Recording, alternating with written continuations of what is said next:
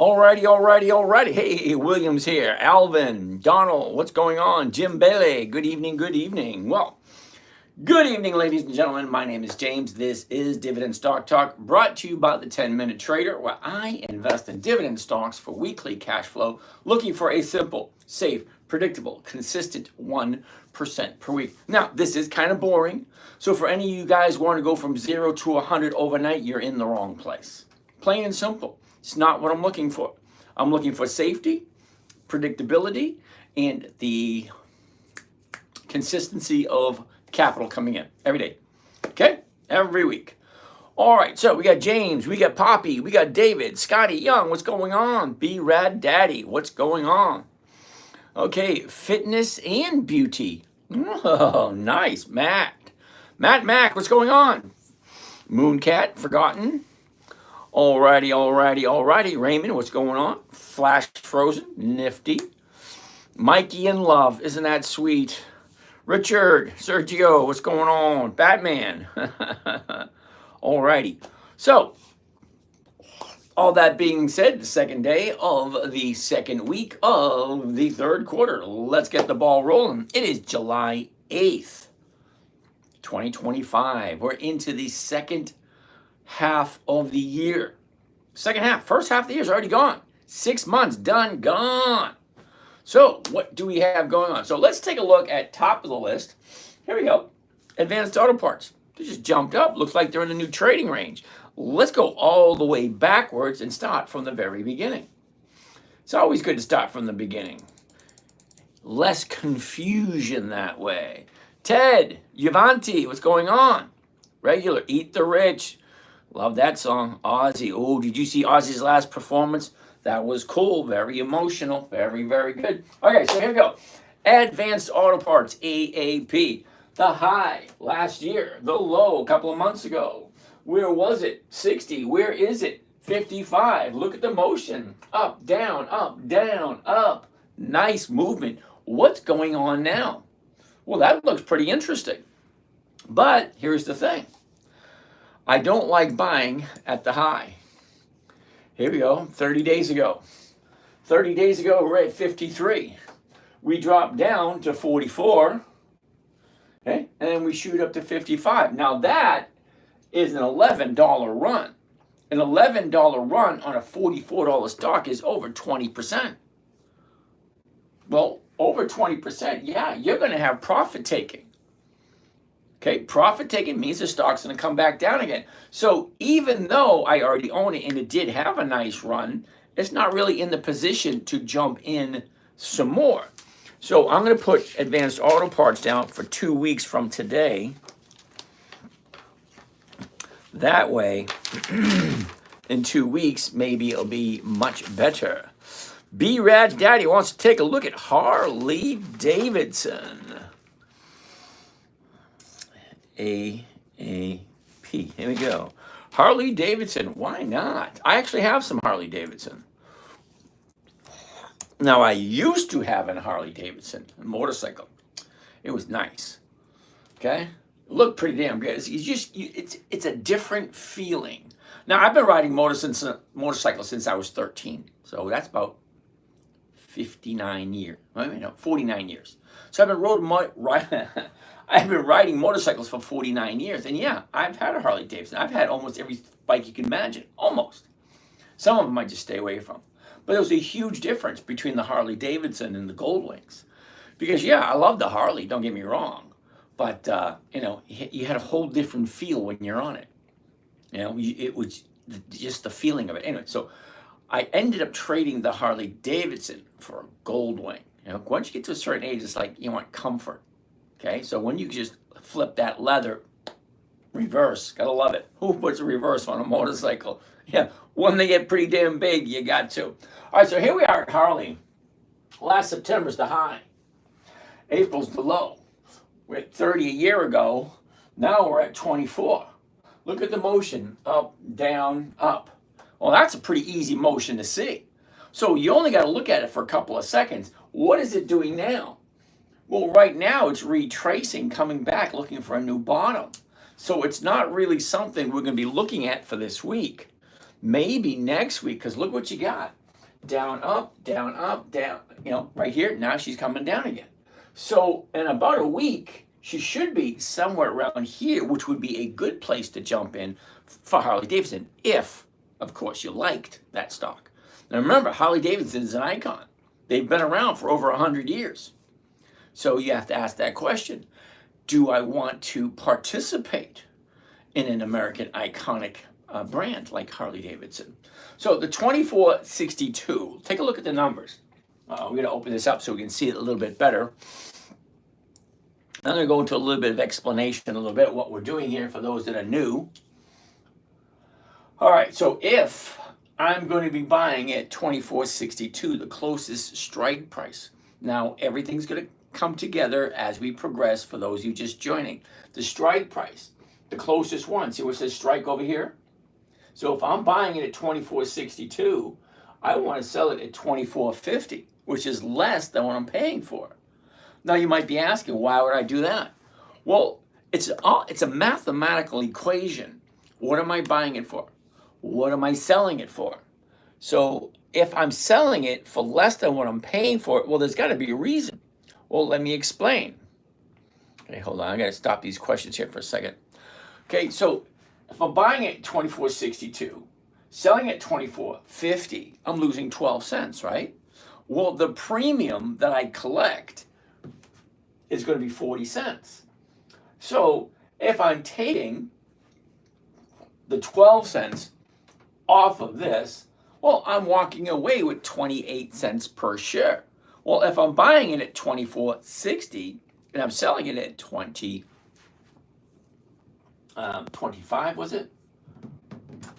24, wait a second. Yeah. Where's my mind? Oh my goodness. Been on vacation. I'm trying to get back into the swing of things. Had a nice little 5-day vacation.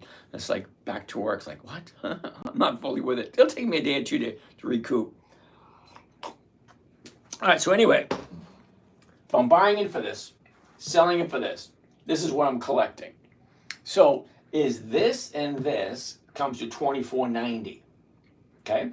$24.50 and 40. That's $24.90. So that's the price I'm selling it for. You combine those two together. Now the option, 11 July, well, the 11 July option is going to expire this coming Friday. So I'm looking for a weekly cash flow. So do the numbers work or do they not work?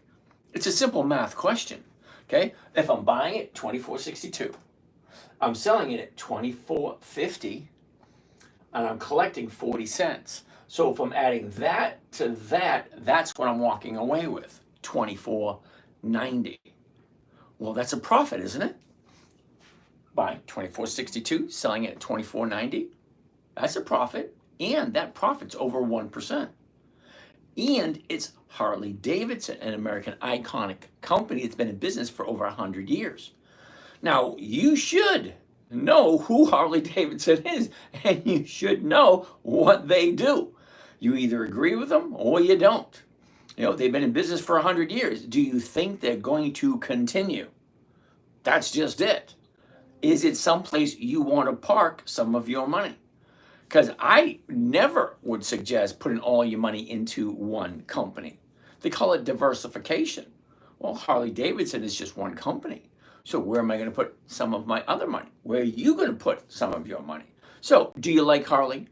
Does it work for you? Now, as you're seeing the chart, it's not the right time to buy, in my humble opinion. You guys choose what you want to do. But if you just look at the last 30 days, look at the exact last 30 days.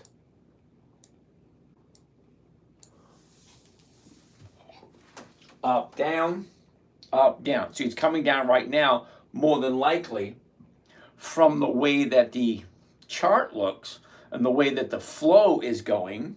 Okay, the high, profit taken, high, profit taken. So now it's going to come down to here, somewhere.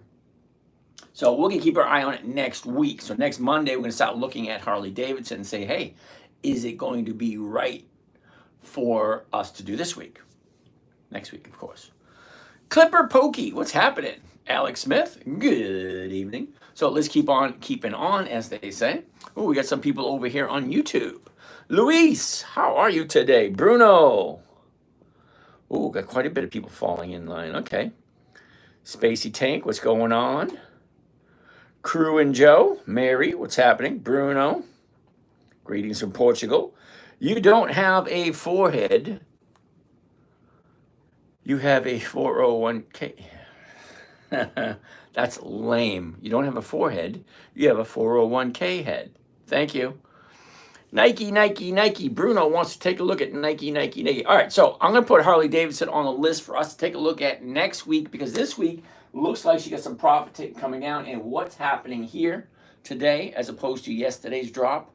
Well, today we have a lower high and a lower low. So that's definite indications that it's coming down, even though it is a green day.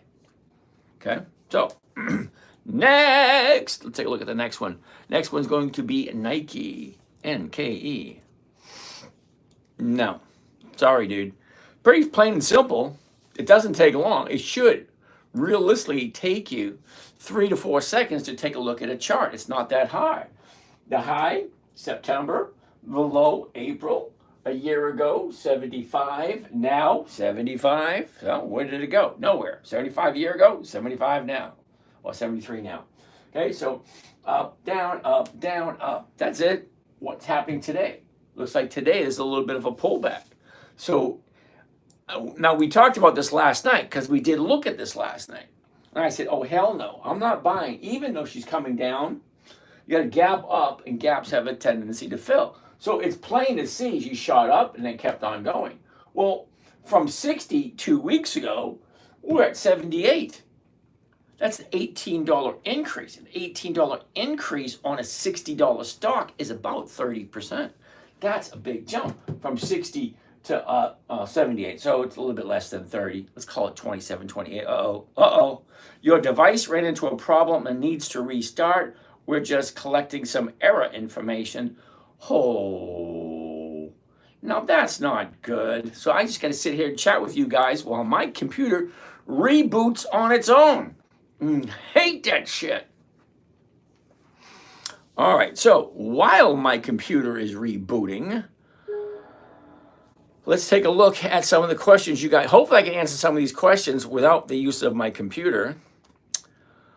Chris hasn't sent again.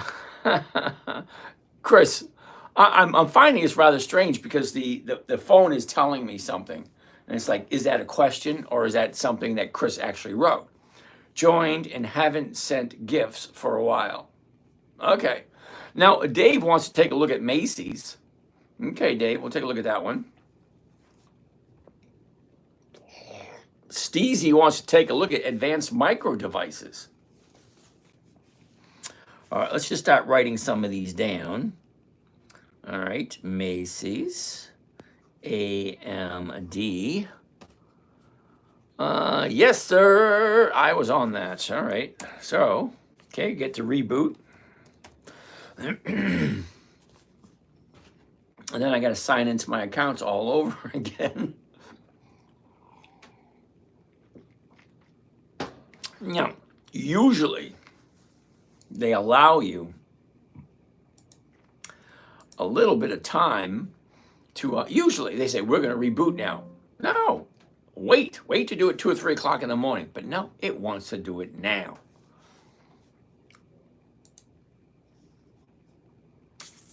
All right, so we're waiting for that. Run normally. Just gotta stop my streams again. All right, AMD, yes, you are on that, Steezy. Thoughts on VXUS VTI for Roth? Horizon is 20 years. All right, B, I'm not 100% sure. I mean, I hear what you're saying. I hear what you're asking, okay? You're asking me something that I don't agree with, okay? So you want to buy something and you want to just let it sit for 10 or 20 years and hope everything's going to be okay.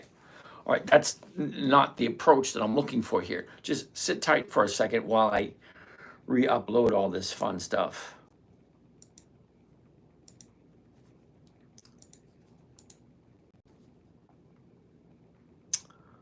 That's reloading.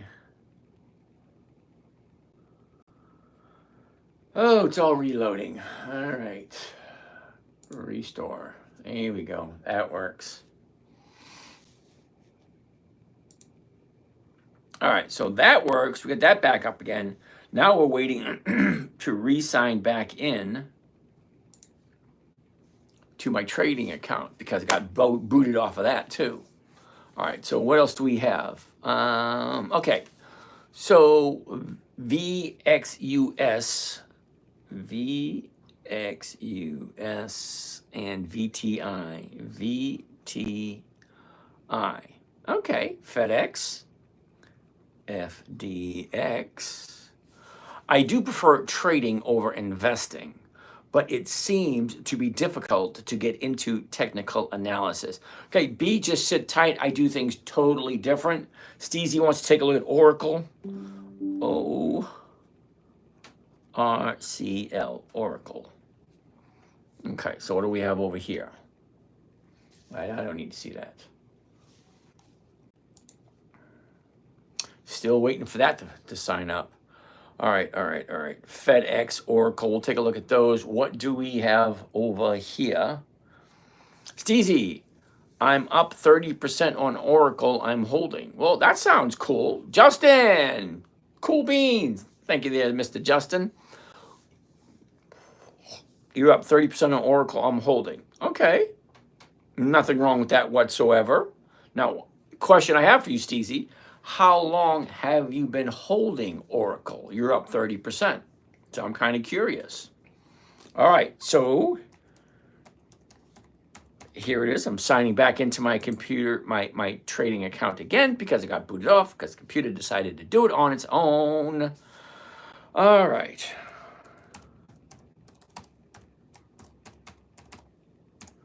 Let's see how that works. You're up 30% in 1 month. Cool beans. Nice going. So here's the thing, Steezy. It's not a profit until you take it. So my assumption would be, I'm going to wait for this to load up, and then we're going to take a look at it for you. But my thought would be, okay, it's not a profit until you actually take it. All right? Now, there's an old song from the 1970s that says, what goes up must come down. Spinning wheels got to go round. Okay, here we go. It's almost up.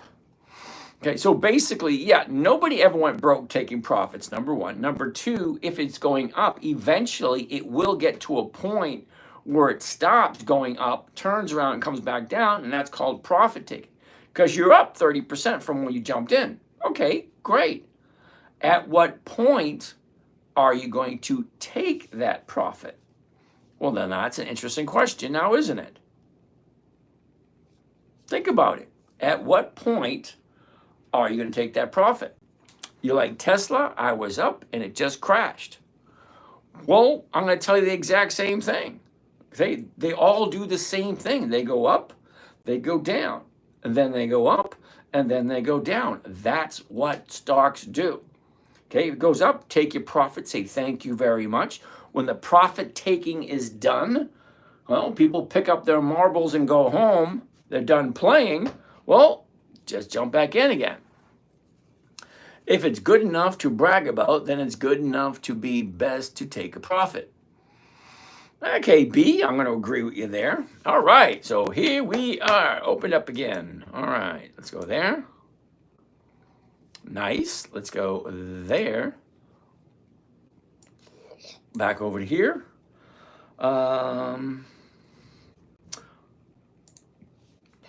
Make it a little bit smaller so we can move it back to where it belongs.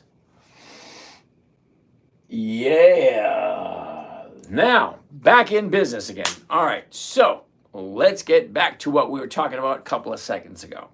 All right, so you said Oracle. You're up 30%. Let's try clicking here. ORCL. Oh, hell yeah. Okay. Interesting. Take a look. High, low, where was it? Where is it? Look at the motion. Down, up, okay? At what point do you think there's going to be profit taking? Well, it looks like it already started. So let's take a quick look and zoom into this. Now, I wouldn't be buying this myself. Okay, you've been in it for about a month. All right, well, there's your profit right there. Okay, there's a month ago. She shoots up. Today is the 30-day high. Now, it opened up today.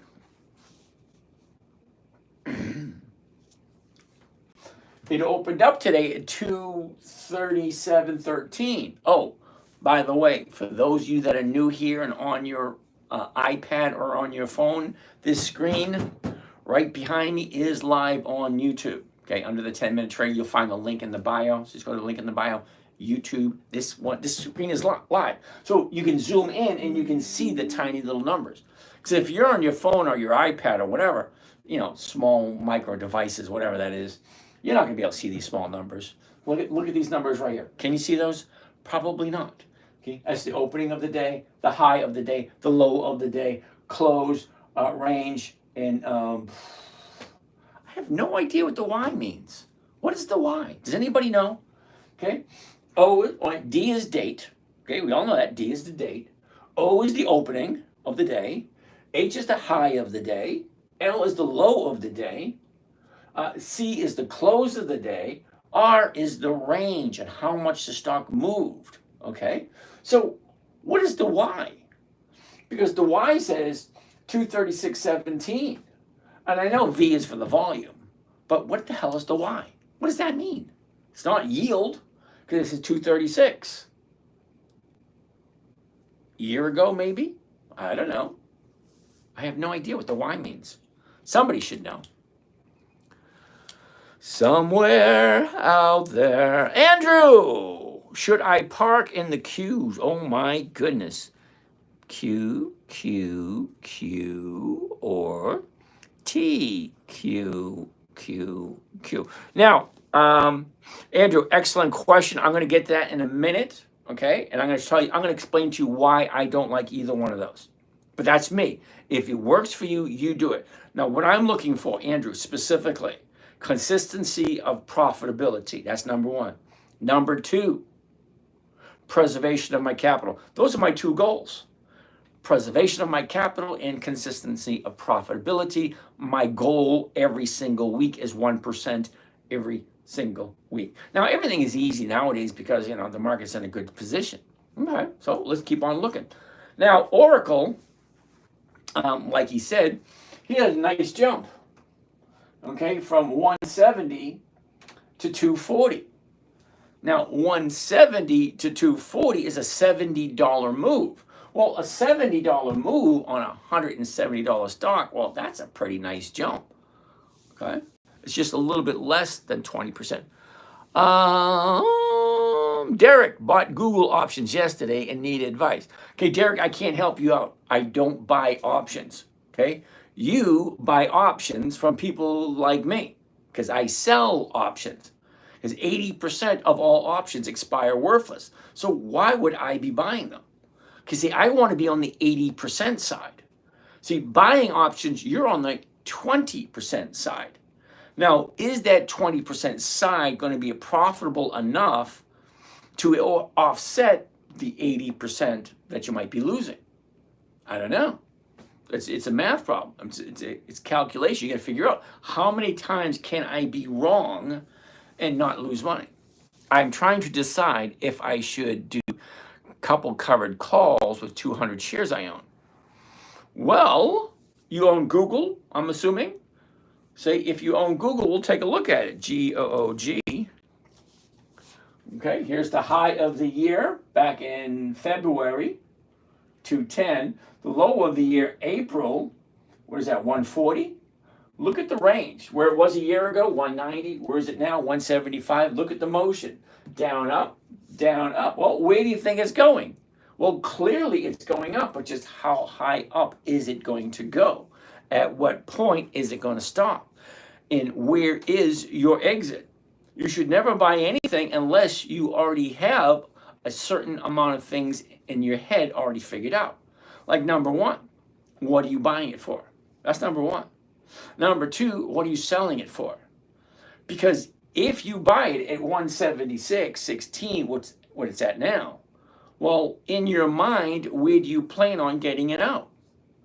5%, 10%, 20%, 50%, 100%? You have to have, well, you should. You don't have to do anything, okay? But you should have something fixed in your mind, like what do you want to get out of this stock? Because you can see, okay, down, up, okay, that's what it does. So what makes you think just because you own it that it's just going to keep going up forever and ever and ever? No, it doesn't happen that way. Okay, stocks go up, and then people take profits, and then stocks come down. Okay, up, down. People take profits, and then people buy, up, down, taking profits, finding a bargain, up, down, up, down. That's all it does. It's all momentum, and it's all driven by you and me. We're the buyers, we're the sellers. We decide what's too cheap, and we decide what's too much. All right, so you bought 100 at 163 and 125 at 166. You would take a profit at 10%. Okay, that's about $165 area. Okay. Well, it's at 175 right now. So from 165 to 175, that's only $10. That's not even 10%. But you could hypothetically sell 165 calls against it for the rest of your life. See, right now, the 165, holy cow. I wouldn't do the 165 because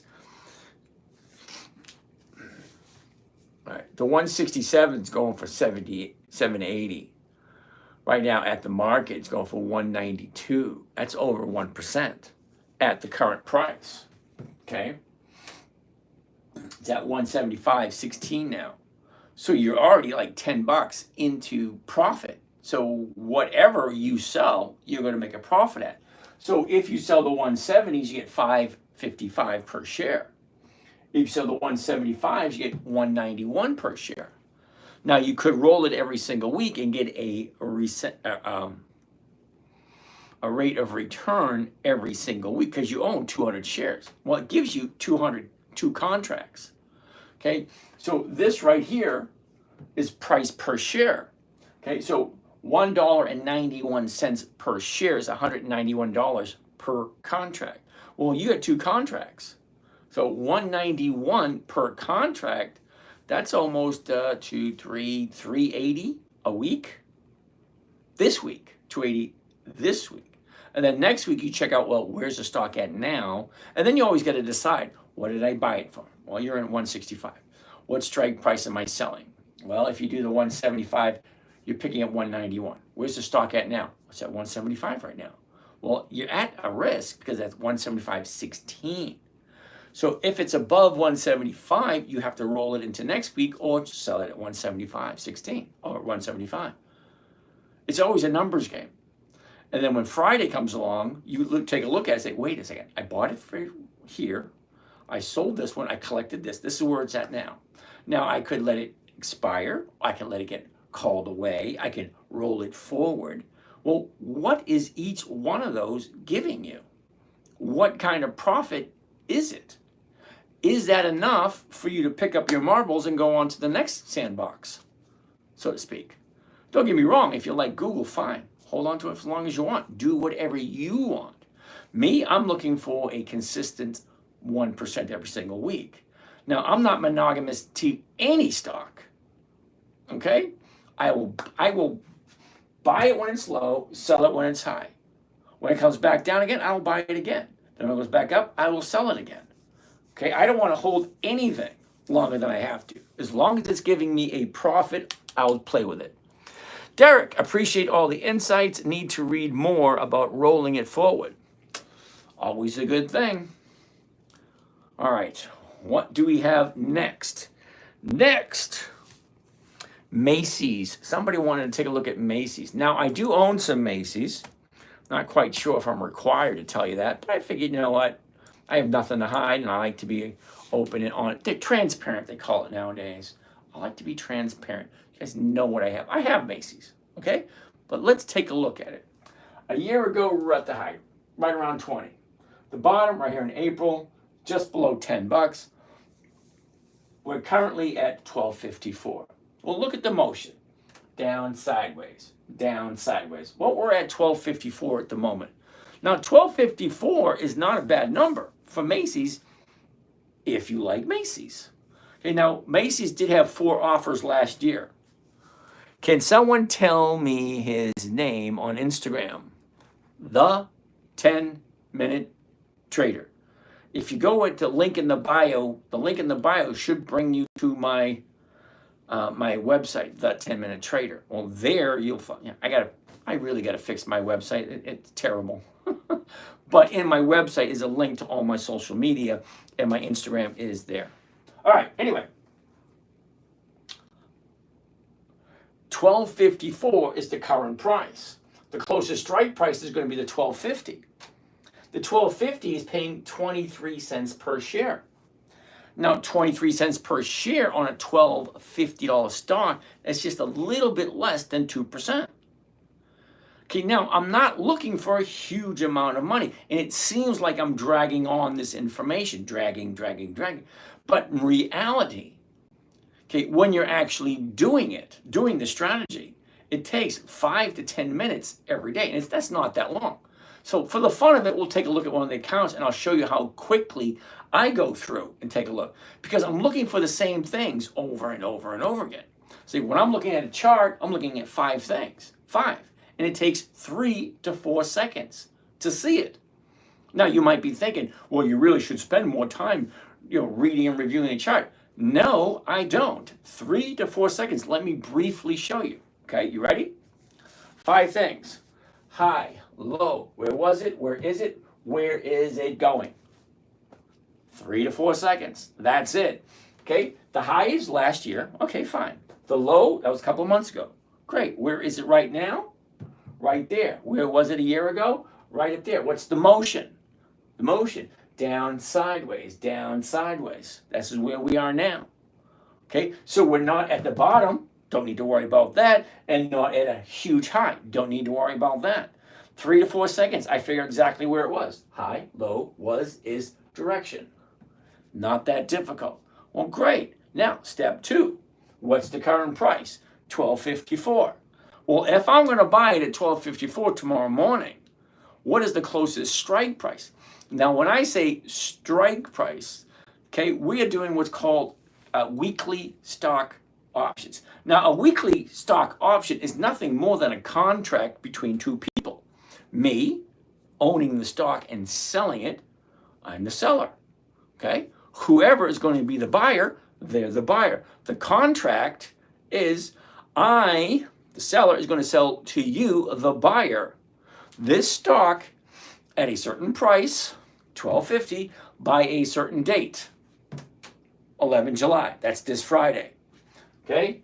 18 July, next Friday. 25 July, 3 Fridays away, 4 Fridays away, 5 Fridays away, 6 Fridays. Every single Friday is an option expiring.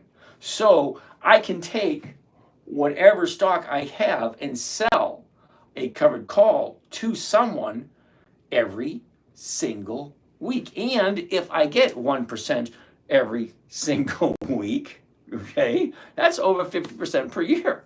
Well, it just makes sense. Now you're probably thinking to yourself, well, yeah, here's the thing. Back in 2008, my 9-year-old daughter says, Daddy, what are you doing? 9 years old, okay? Like daddy's little girl. Awesome, perfect, awesome baby little girl. 9 years old. Daddy, what are you doing? Okay, at that point, once she gets teenagers, forget it. But below 13, yeah, she was perfect. Anyway, so Daddy, what are you doing? Can you teach me? Think about all the things a 9-year-old little girl can ask her dad.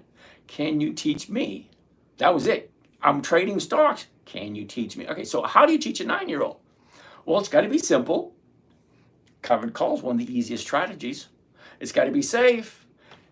Covered call, safe. So safe, they say, you can do it in your IRA. Very few trading strategies you can do in an IRA. A covered call is one of them. Makes it safe. Predictable. Well, I want to know what I'm going to make before I do the trade. See, most people buy a stock and hope it goes up. Me, I just want to make sure the company is profitable and in a good position. And then I want to do a covered call, and I honestly don't care if it goes up. Okay, I'm going to explain it as we go.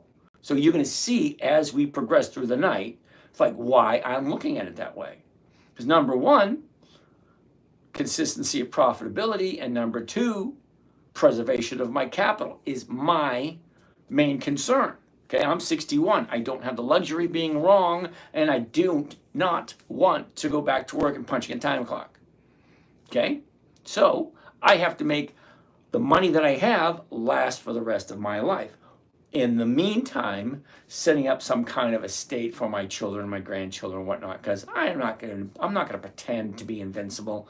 20, 30, 40 years from now, I won't be here. It'll be just a memory. And hopefully, these videos that I'm creating for my children and my grandchildren, you guys are just the lucky ones to get to watch what I'm doing for free as I'm passing on information for my children and grandchildren. Hi, guys. How you doing? Papa G saying, yo. Anyway, so from there, Macy's, $12.50. It's offering 23 cents a share, just less than 2%. 2% is about 100% per year. Think about it, 2% a week. Every week is about 100% per year. That's doubling your money every year. Think about it. When's the last time you doubled your money safely every year with a company or companies that are over 100 years old, that are consistently profitable? Think about it. If you got a pen and paper, you might want to jot it down. Dividend Kings. Okay, 54 companies that have consistently been profitable for more than 5 decades. Okay, wouldn't you like to know who they are? I'm going to tell you how to get them in a second. Hold on. List number 2, the Dividend Aristocrats. Companies that are consistently profitable for more than 25 consecutive years. I believe there's 67 of them. Okay, then you get the Dividend Champions. They don't quite meet the standards of the aristocrats, but they still have 25 years of consistent profitability. And there's about 150.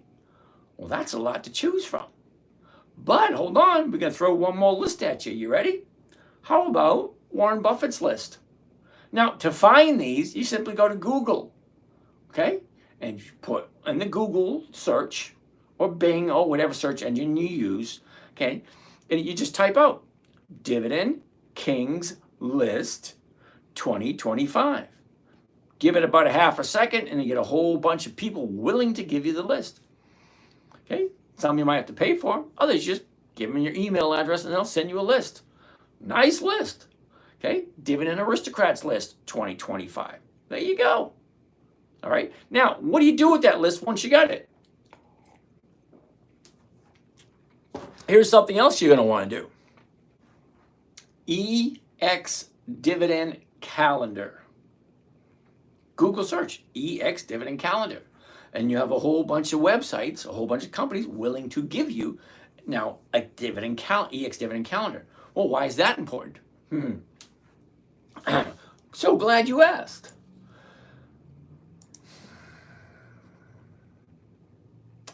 This is an Ex-Dividend Calendar. It just so happened to be incorporated into the Thinkorswim. Now, Thinkorswim is what I use. And I've been using this trading platform for over 20 years. Now, about 15 years ago, I wrote a book on choosing the right trading platform for your trading. Okay, I wrote that about 15 years ago. Lots changed since then. When I first started, it was like $250 per trade. So getting in, the commission was $250. Getting out, the commission was $250. Okay, but then they dropped it down to $120. But then they dropped it down to $90. Then they dropped it to $70 to $60 to $30 to $20 to $15 to $12. Now almost always free, trading for free. When you just got to pay the fees. Because there's so many people playing the game, the fees are just. We might sample one. If the opportunity comes, I'll sample one and I'll show you the ridiculous amount of money that the market makers are making. So that being said, the Ex-Dividend Calendar tells you when the stock is going to pay its dividend. Now, why is that important? Well, every week we check. We haven't checked this week, so let's check right now. Every week I check to see how many stocks there are. Okay, that ain't it.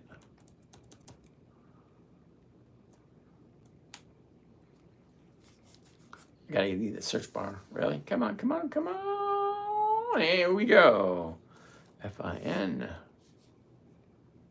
There it is. Now, we're going to go to a website called FinViz, Financial Visualizations. Now, I use this one just to tell me, I go to the screener because it tells me a lot of interesting, fun things. Here's the, holy cow, check that out. Last week, it was 10,136. Well, this week, it's 10,219 stocks that we can invest in. Or I can always get you a top 20 ETFs.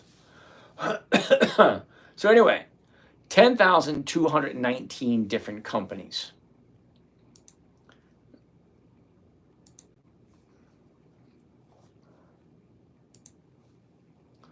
And I only want to look at the ones that are consistently profitable. So out of those 10,219, all these little green dots you see here are companies that have consistently increased their profits for 25 years. Okay, so 25 years, great. Now, why are we looking at the calendar? Well, because here's the thing. Okay, well, 4 dates. Okay, remember this, 4 dates. Date number 1 is the announcement date. Every dividend stock has an announcement date. Say, hey, this is James from Dividend Stock Talk. This is how much money we made this year, and this is how you're going to get your share and when. They tell you who they are, how much they made, and when you're going to get your share. That's the announcement date. Second date, these little green dots. The Ex-Dividend date. That's the last day the stock trades before the dividend's paid out.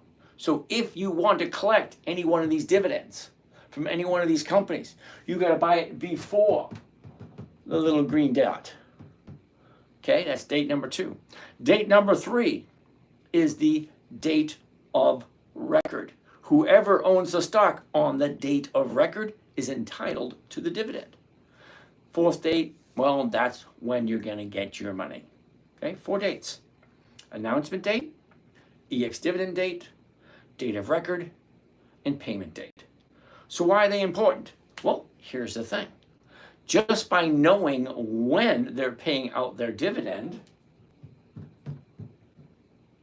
stocks have a tendency to increase in price or go up just before these dates. So if I wanted to buy Caterpillar and get that dividend, I'm not going to buy it on the 18th, 17th, 16th. No, I'm going to buy it on the 2nd, 3rd, 4th, 7th. I don't know, 2 weeks before the EX date. I want to give it time for it to move up. So if the stock generally or usually moves up before the EX date, that's a tidbit of information that could be very profitable. Okay, so if I own the stocks, okay, so check this out.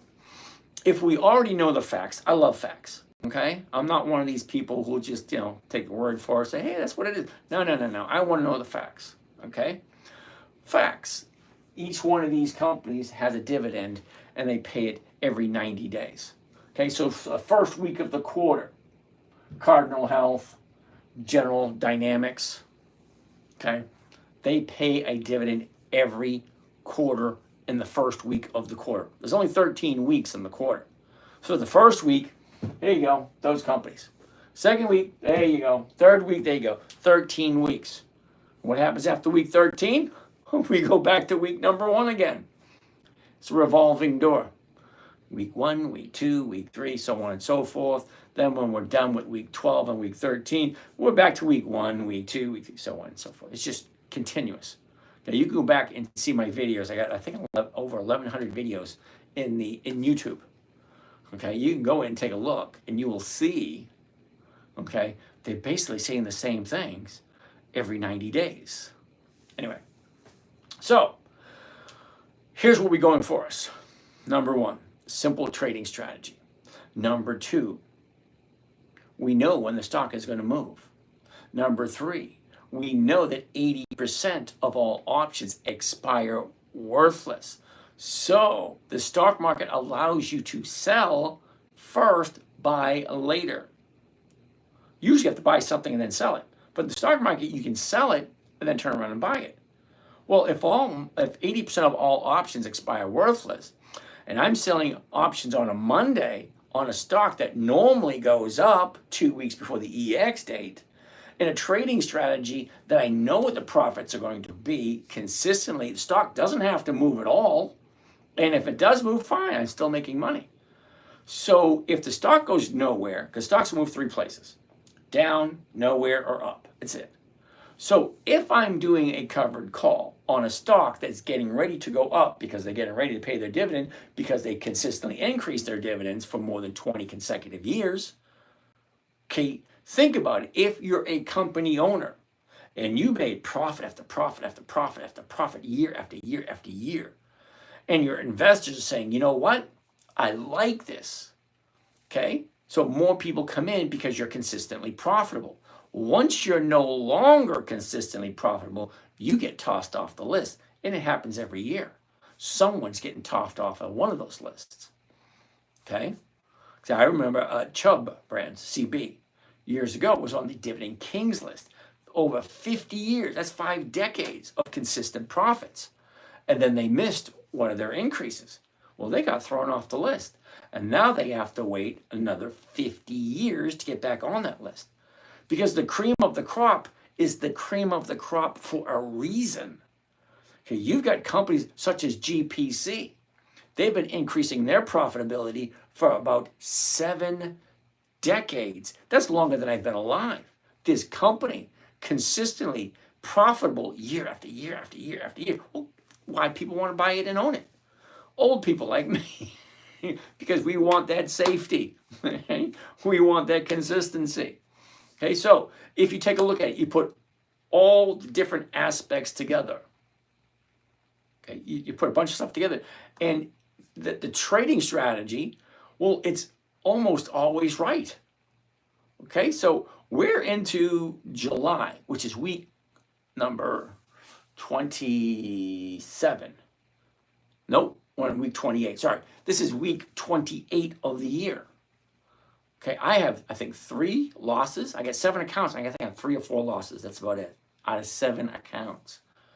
I have literally over 1,000 trades this year through all 7 accounts. And I only have like 3 or 4 losses, and that's it. Well, because it's boring as hell. Do not kid yourself. Okay, it is boring as hell. It's the same stocks over and over and over and over again. But it's 10 minutes a day. Think about it. 10 minutes a day.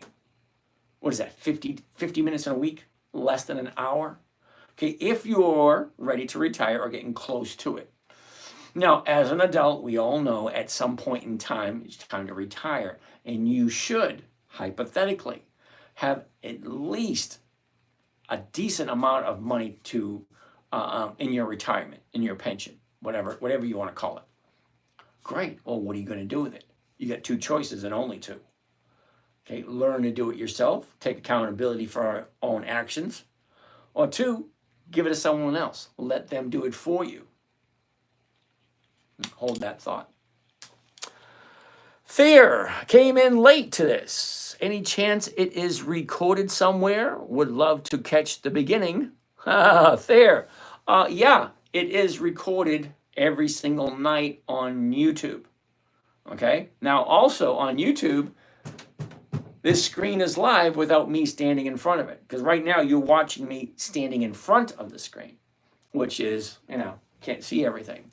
But there is one channel dedicated just to this screen alone, which is simulcast right now on another channel. So if you go to the bio, top left corner, okay, smash onto that. It'll take you right to my website, and then you'll be able to see where all the links go, everything. Yeah, I know it's got to be worked on. It's a little rough. I know it's about 20 years old, and I still suck at it. Okay, I'm good at what I'm good at. I don't pretend to be good at making websites and whatnot. Thanks. You're welcome. Alrighty. So let's keep on rolling. So the reason why I like a dividend calendar and dividend stocks, because they're predictable. I know when they're going to move. And by selling options, I'm an 80% in the right. Okay, stock is right. So if the stock goes up, I make money. Stock goes the same, I make money. If it drops down a little bit, well, I made money and I get to do it again next week. Because there's always an opportunity to consistently be profitable. So that's what we're here for. All right, so let's get back to looking at stuff. You guys gave me some stuff to take a look at, so let's do this. What do we have? Holy cow, 67 questions over here. Mike in love, yay, Mikey. Batman Hudson, what's going on? Gabrielle, G-Gal, what's going on? Joanne, Bradley, Matthew, Doug, Hog, B-Rad Daddy did that one already. Broken English, how are you tonight? Yep, some of the comments are, wait a second, what did he say? Some of the comments are being filtered. Yep. Alrighty. So here we go. Encourage more viewers to share. Okay, encourage more viewers to share. Hey, the real ton, whatever it is. Thank you. Okay. Meech, what's going on? B-Rad Dad, we looked at that one. All right. Sam, you got me wrong. Sam, I have no idea what that means. I got you wrong. What does that mean, Sam? Oh, B-Rad Daddy wants to take a look at Fang. Come on, dude. You've been here long enough. You know I don't like that company. Fang. F-A-N-G. All right. Let's take a look at this. Diamondback Energy. All righty.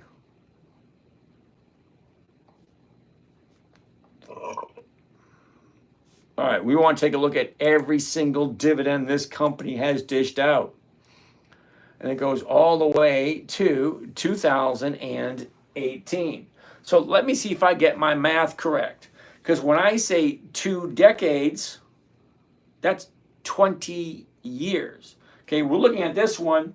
Very first dividend they paid out was 2018.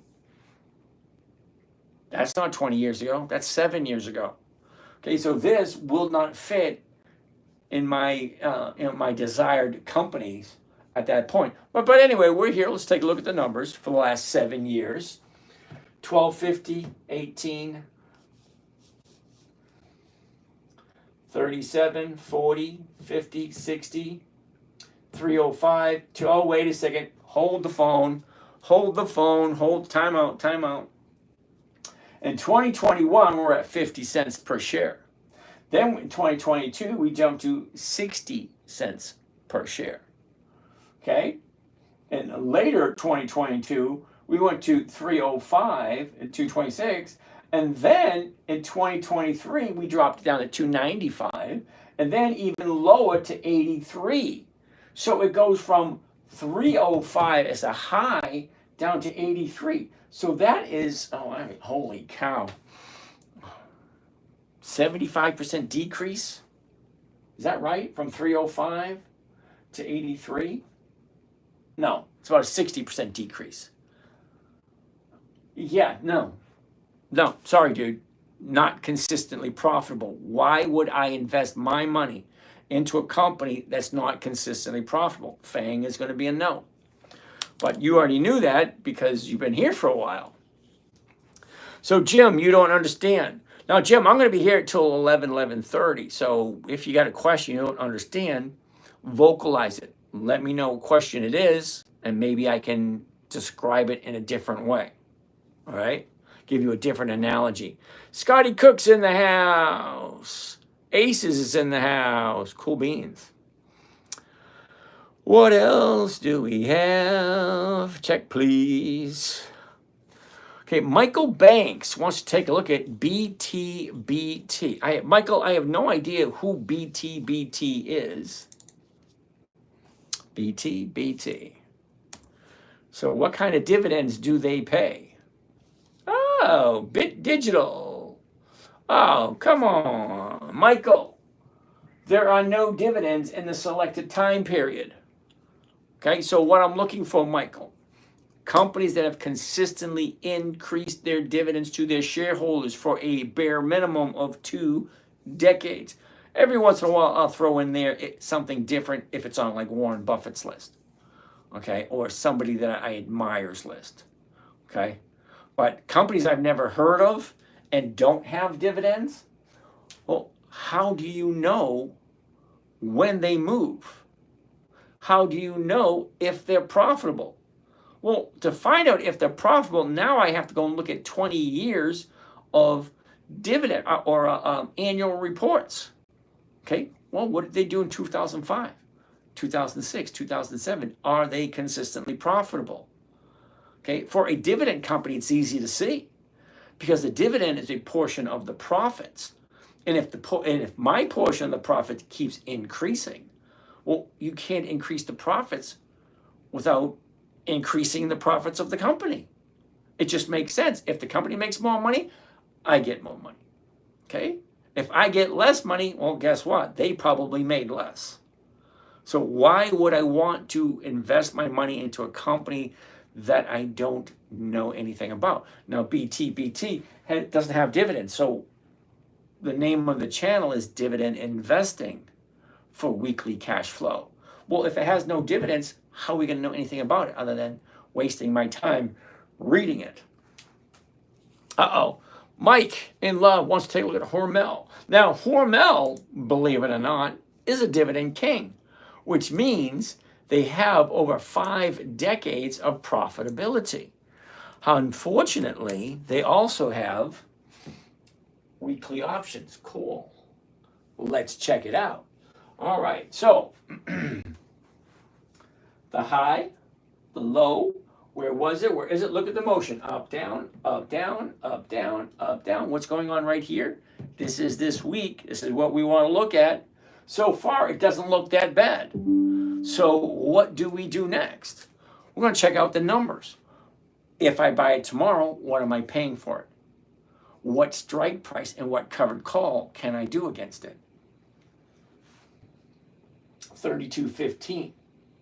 So I'd be looking at the 32s, which is going for a 0. The 31.10, that's going for 20. It's not 1%. As much as I like Hormel, I must have bought Hormel maybe 3 times in the last 20 some odd years because the numbers just don't work. If I'm buying it at the current price, I try to sell someone else through a covered call, well, I'm not making any money. So no, it doesn't make any sense. And I have no desire to buy it and wait for it to go up. Terribly sorry. If it's not going to give me a weekly cash flow of at least 1% from every individual stock that I own, well then no, I don't want to buy it. Okay? Hormel Squirrel. Nebius? Okay, user 25590174, whatever. Okay, Nebius, you got to give me the talk symbol because I have no idea what that company is. Thayer, you're welcome.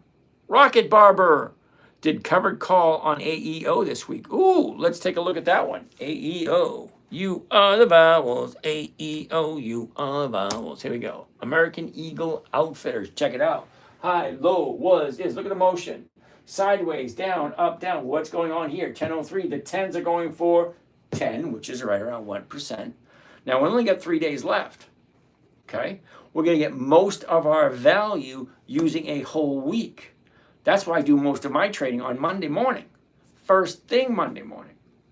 Uh-oh, got a low battery. Low battery. Let's jump in over here. Low battery. There we go. All right. So let's check it out. So it's 1%. Great. Do I like it? Now, if it didn't get 1%, I'd probably look at next week's numbers. So let's take a look at Rocket Barber. Premium was 30 cents when I got it, plus the dividends. Oh, that's cool. Let's keep on taking a look. Okay, so we don't need to see all 8. Let's drop it down to 6. Let's look at next week's. Okay, so this week's 10 is going for 1%. Next week's 10 is going for 3%. So think of it this way.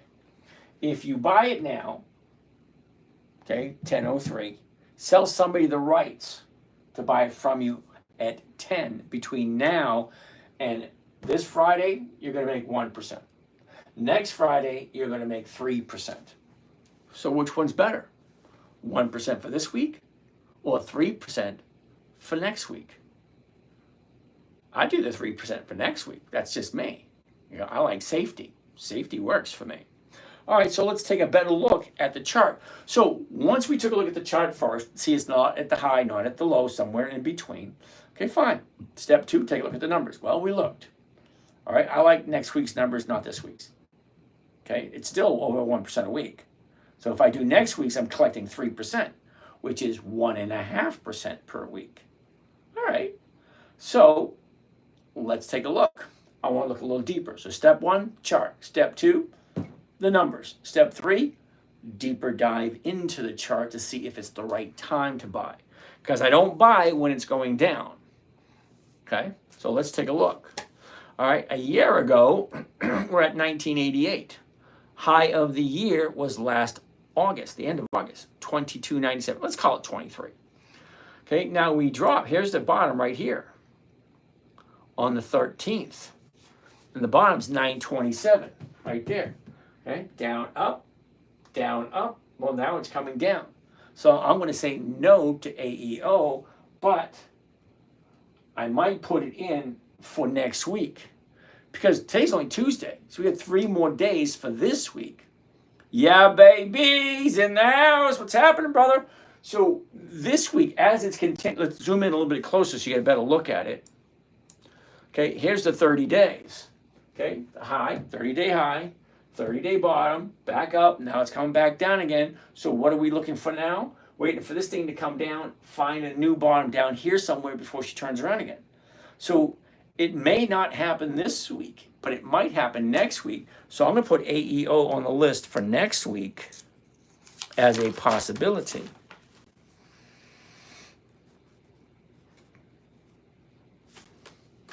That being said, let's move on. All right, sorry about that, brother. AEO just didn't work for me this week. Hormel. Thanks for looking. You got it. All right, what do we have over here? Our Hormel we looked at, Nebius. You got to tell me what the stock symbol is. It's going to go crazy, RV. I have no idea which one you're talking about. So RV, just remember this. The questions or the comments that you put online, they are being filtered. So if you're saying something that's not okay, it won't get to us and we won't be able to see it. Adi Bahi wants to take a look at OKLO. What the heck is OKLO? If I ever have to say that, it's probably not a good thing. OKLO. Okay, let's take a look. High, low, where was it? Where is it? Look at this. Down, up, down, up, down. Okay, this thing was like below $10 last year. All right. Well, let's go take a look at the dividends for this company. OKLO. How consistently profitable is this company? Oh, okay. So I'm not sure why you would come to a dividend investing channel and ask me about a company that has no dividends. I have no idea who this company is, and that's probably the reason. I have no desire to go look through 20 years of financial papers to find out when the right time this one fits. You know, there's 10,000, how much was that? 10,200 and something? Quite a bit. Quite a bit of companies this year. I mean, this week. The number changes every week. It's crazy. So, with all the stocks we're looking at, why would I look at this one if it has no dividends? Because we are a dividend investing channel. So it boggles my mind. Like, why are we looking at something that doesn't have dividends? But other than that, look at the motion. Okay? There's your bottom about a couple of months ago. Shoots up. Now here's your profit ticket. Here's your bottom right there, and it's turning around. Okay? Here's your 30-day high. Comes down. Here's your 30-day bottom. 2 days to the upside, and on the third day is opened higher than the previous. So yeah, I would have jumped in on this one if it was on my list, but it's not on my list. Oh, Randall Ray says no dividends. Pretty decent play, especially with the current administration being open to nuclear. Oh, okay, I get it. McBuzzman wants to take a look at Procter & Gamble. Now, I know Procter & Gamble is a dividend king. They've been in business for over 100 years, consistently increased their profits for 5 decades or more. Well, yeah. OKLO, never heard of them. Why would you invest in a company you never heard of? Now, yeah, I could probably sit in front of my computer and learn everything I need to know about them, but then I'm trading my time for money. Well, I'm already trading my time for money in 10-minute increments. Why do I want to read this? Anyway, next, Procter & Gamble. Procter & Gamble. No, don't get me wrong. You know, I like Procter & Gamble. Look at the motions, okay? High, low, was, is. Look at the movement. Now, why am I saying no? Well, look at right there. It's so plain to see. If it is that so plain to see, it's an automatic no. But do I put it on the list for next week? Well, let's zoom on and take a closer look as to why I'm saying no. Okay? Okay, up, down, up, down, up, down. 1, 2, 3. 3 days to the downside. But look how close it is to the bottom. So we could find a new bottom at Procter & Gamble tomorrow or the next day, which means it would be a perfect setup for Monday or Tuesday. But it just depends. So let's write Procter & Gamble down for next week.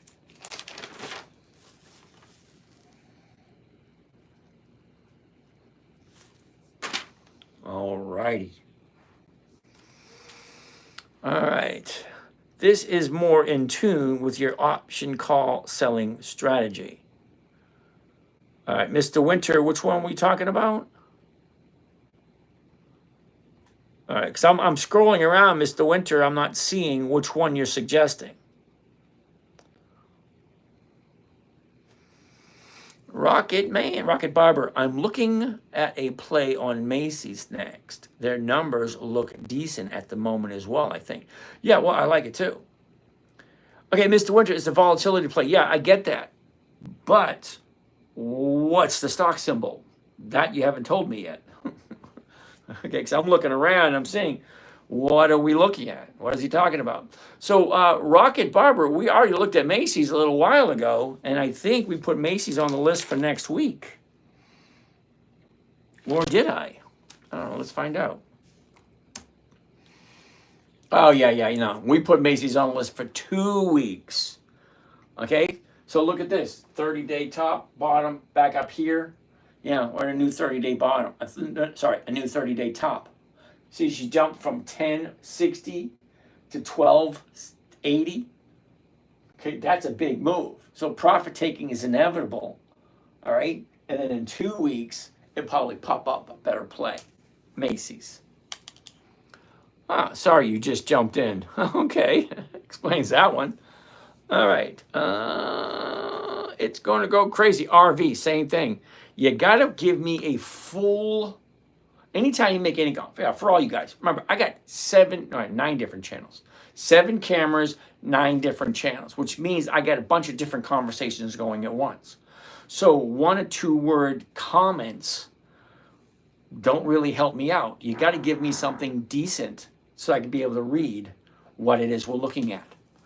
All right, so it's going to go crazy. I have no idea what that means. I know what it means, but which one are we talking about specifically? Okay, and user 205901, Nebius, you got to give me the sticker symbol because that just doesn't mean anything to me. James, what are we talking about? Oh my goodness, James, you're new here. Okay, what we're doing here, James, specifically investing in dividend stocks for 1% weekly cash flow. That's over 50% per year. using a trading strategy created for my 9-year-old daughter 15 years ago. Simple, safe, predictable, consistent, 1% a week. That's over 50% per year. That's what we're talking about. Okay, dividend stocks and weekly stock options, kind of putting them two together. All right, let's keep on keeping on. Secretariat, what's happening? I think being just long O'Reilly is just a little safer at the moment. Well, here's where I'm going to disagree with you 100%. R-I-L-Y. Okay, so here's the thing. Here's why I'm disagreeing with you, Mr. Secretariat. Riley, a year ago, was at 20 bucks. A year ago, 20 bucks. That was the high. The bottom's 267. That's almost a 90% drop. So explain to me why you think jumping into Riley just for the long term is a good idea.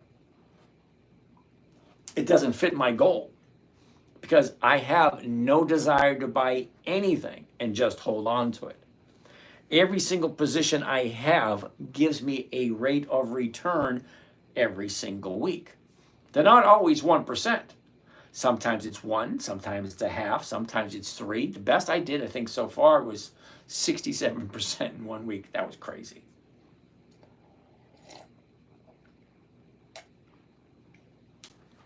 But for the most part, my goal is a simple, safe, predictable 1% per week, because that's over 50% per year. And I don't want to sit in front of my computer all day. I want to get in, get a decent company at the right time, because timing is everything. Okay, so 10,216, I think it was, stocks available this week. Well, only about 300 are on my radar. And the reason only 300 are on my radar, because there's only about 300 that are consistently profitable for more than 10 to 20 years. Okay? So Riley, let's zoom into it. Now, I own a bunch of Riley in a bunch of different accounts because I just like Riley. Oh, another big jump today. Nice, look at that. Now, this here is what they call channeling.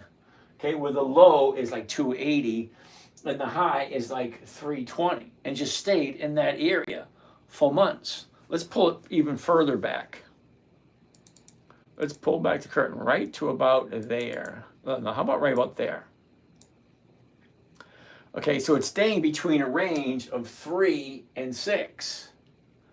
Okay, it was the $6 area for about 3 or 4 months, then it dropped down to here for 3 or 4 months. So what's it going to do? So I jumped in into Riley at $3, and every single week I'm getting close to 2 to 3% from Riley every single week. So as long as I sell it for more than I paid for it, well, I'm in it at 3 on one account, 295 on another, and 380 on another. Okay, so I got quite a bit of Riley. But if I sell the $3 option every single week, well, look what the $3 option is giving me. Well, that one's just crazy. Okay. So this $3 option is going for 87 cents a share. Well, next week is going for 88. Well, at the money right now, 392. Well, most likely there's going to be profit taking. Because a jump like that from 290 last week to almost $4 this week, that's a 30% increase in just a week. So you get a profit like that, yeah, you're going to have a lot of people jumping ship, taking profits. Okay, next. Johnny wants to take a look at Intel. I love me some Intel. I do. I think I looked at Intel this morning. INTC. Unfortunately, Intel is going to be a no for this week. Let me explain. 30 days ago, bottom. Today's the top. I don't buy it at 30-day top. Sorry. Because bottom, top, sell. Buy, sell. Buy, sell. buy, sell. Not time to buy. Okay, so let's see, what else do we have? What other questions do we have? Eric, my 5 Warren Buffett stocks I bought gapped up today. Great list. Hey, it's not my list, Eric. Okay, it's Warren Buffett's list. Okay, so I had nothing to do with that. Filato, UPS, huh? UPS.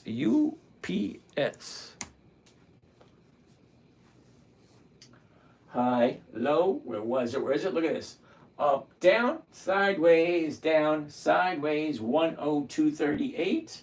So I need to open that up so I can see it better.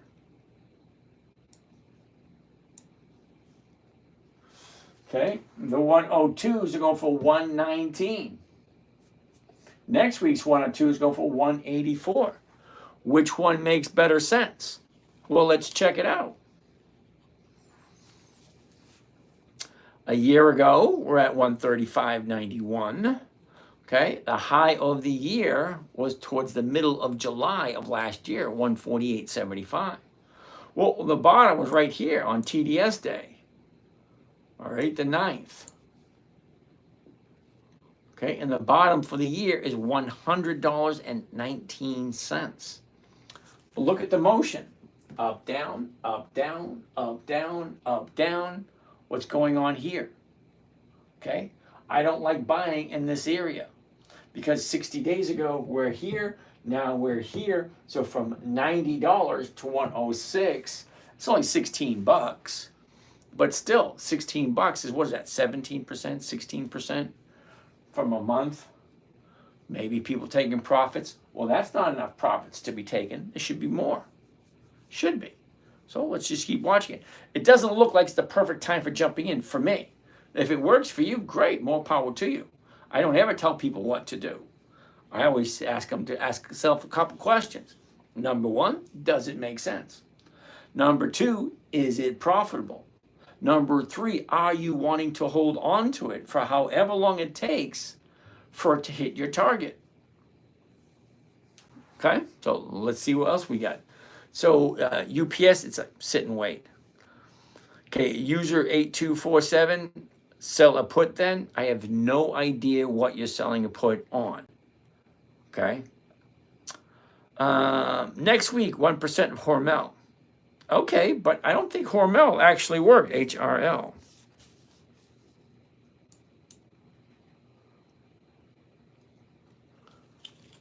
Okay, 31. Next week. Now, I'm not quite sure how you get 1% for Hormel next week, because this week is 11 July. That's this week. Next week, 18 July. Right now, the stock price is 31.10.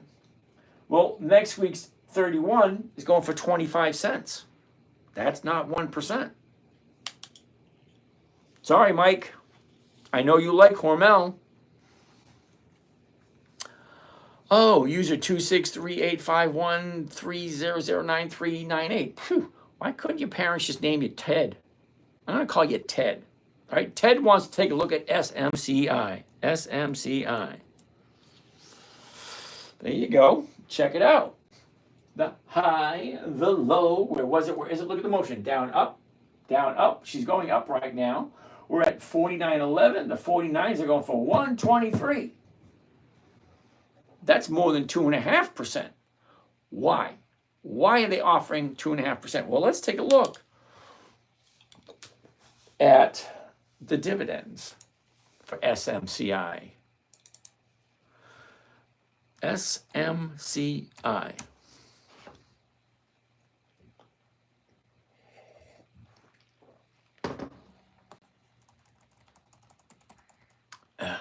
Oh, that's why there are no dividends in the selected time period. So SMCI is not on my list. But Ted, you like SMCI. Nothing wrong with that at all. Oh, TikTok Tommy wants to take a look at Kohls. I got me some Kohls.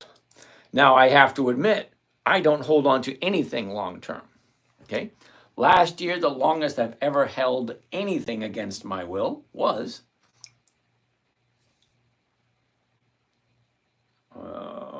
no, Kimberly-Clark. I don't remember.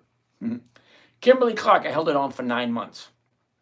Okay, the stock dropped, couldn't do anything with it, but I did collect a premium every single week, and I did collect 3 dividends. 3 dividends, and I think it was like 35 premiums. That's a lot.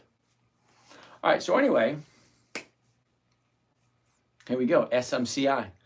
No dividends, no thank you. But let's take a quicker look because somebody asked. You ask, I'll take a look, give you my opinion. That's all it is, just an opinion. A month ago, right there. Okay, 30 days ago, we're at 42.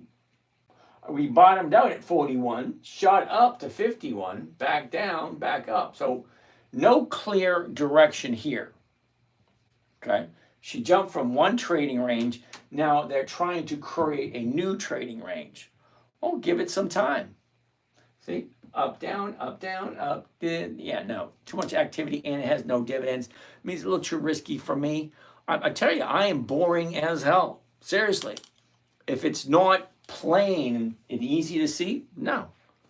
Okay, I don't want to put my money at risk because there are too many other companies that work out perfectly. Let's take a look at Kohl's. Now, as I was saying, Kimberly-Clark I held for 9 months. That's the longest I've ever held anything until I bought Kohl's last year. Now, Kohl's has been giving me 1 to 2 to 3% every single week for a whole year. So why get rid of it? Okay, so right now it's at 908. High, low, where was it? Where is it? Look at this. Down, up. That's pretty easy. You can't get lower than the low of the year. You're going to make most of your money in the stock market buying low and selling high. Well, the bottom's right there. Now it's going up. Well, let's zoom in a little bit closer if the numbers work. So currently $9. This week's 9 is going for 25 cents. Okay, that's more than 2.5%.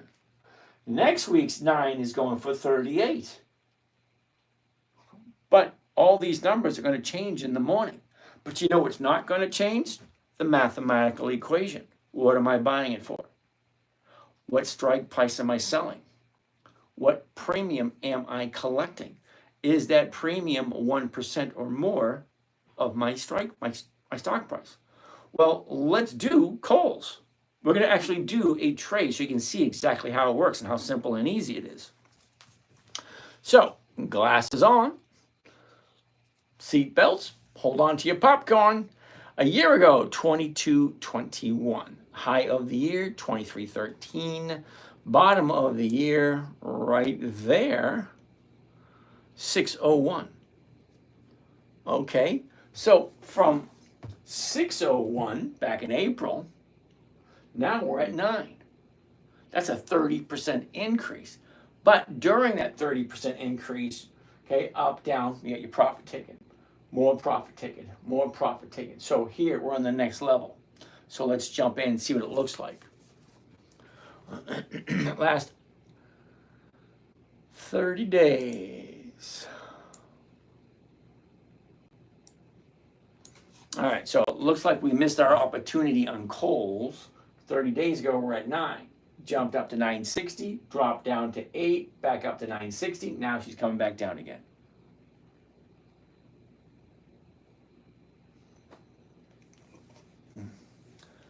All right, so I want to find a good one that we can do, we all can agree on. Sorry, TikTok, Tommy. It's coming down at the moment. All right, what else do we got? SMCI, we already looked at that one. I don't do crypto. Cryptocurrency, 10 S&P 500, nope, don't do that one. So this is interesting, thank you. I love this, cool beans. Okay, I don't do crypto. All right, so how many times am I going to say that one? Access, SMI. What's this channel about? Julio Garcia. This is about dividend investing for weekly cash flow using dividend stocks and weekly stock options. How was the trip? The trip was awesome. We just did a lot of, we did a lot of nothing. Okay, we played with the tractor, got the tractor running. We played with the deuce and a half. No brakes. No brakes in the deuce and a half when we're driving it around the yard. And we also played with the four-wheeler. The tractor is an Alvin Hollis Chalmers. Alvis Chalmers, I think it is, from the 1950s. So we're in the middle of the field rebuilding the carburetor for the old tractor. We got it running. Ran nice and smooth, too. Just they built quality stuff back in the 50s. All right, so let's keep on looking. I'm sorry, cash secure put. Yeah, Fernando, I know what a cash secure put is. Hey, everyone. How are you today? Creative. Okay. T-Deal, what's happening? Bought SLB this morning, 36.37. Sold the 36.50s. Got 40 cents. Nicely done, brother. Let's take a look. SLB. Now, why wasn't SLB on my list today? That's Schlumberger SLB. Oh, I like that. I got to write that one down. Hold on a second. I think we found one to take a look at. Here we go. You ready? The high, the low. Where was it? Where is it? Look at this. Up, down, sideways, 36.50. Current price, 36.50. Well, the 36.50s for this week, 42. That's over 1%. 36.50 for next week, 94. Well, that's over 2% also. Well, let's take a look at and do the 36.50s for next week. See what it looks like. All right. All right. So last 30 days would be right there. All right. So here's our last 30 days. Okay. 34 jumps up to 36.50, drops down to 33, back up, back down, back up. Not 100% sure I'd do this one because your bottom is here at 33. Now we're at 36. That's a 10% jump. But that 10% jump from here to here, was that the profit taking? And now is this the retracement again? I don't know. It's like never buy something you're not willing to hold on to. So just for the fun of it, let's do the 36.50s for Schlumberger, all right? Now, I'm just going through the exercise. This is not a tip. This is not advice. Who's he's currently over? Talon, what are you talking about? Who's he currently over? I have no idea what you mean by that.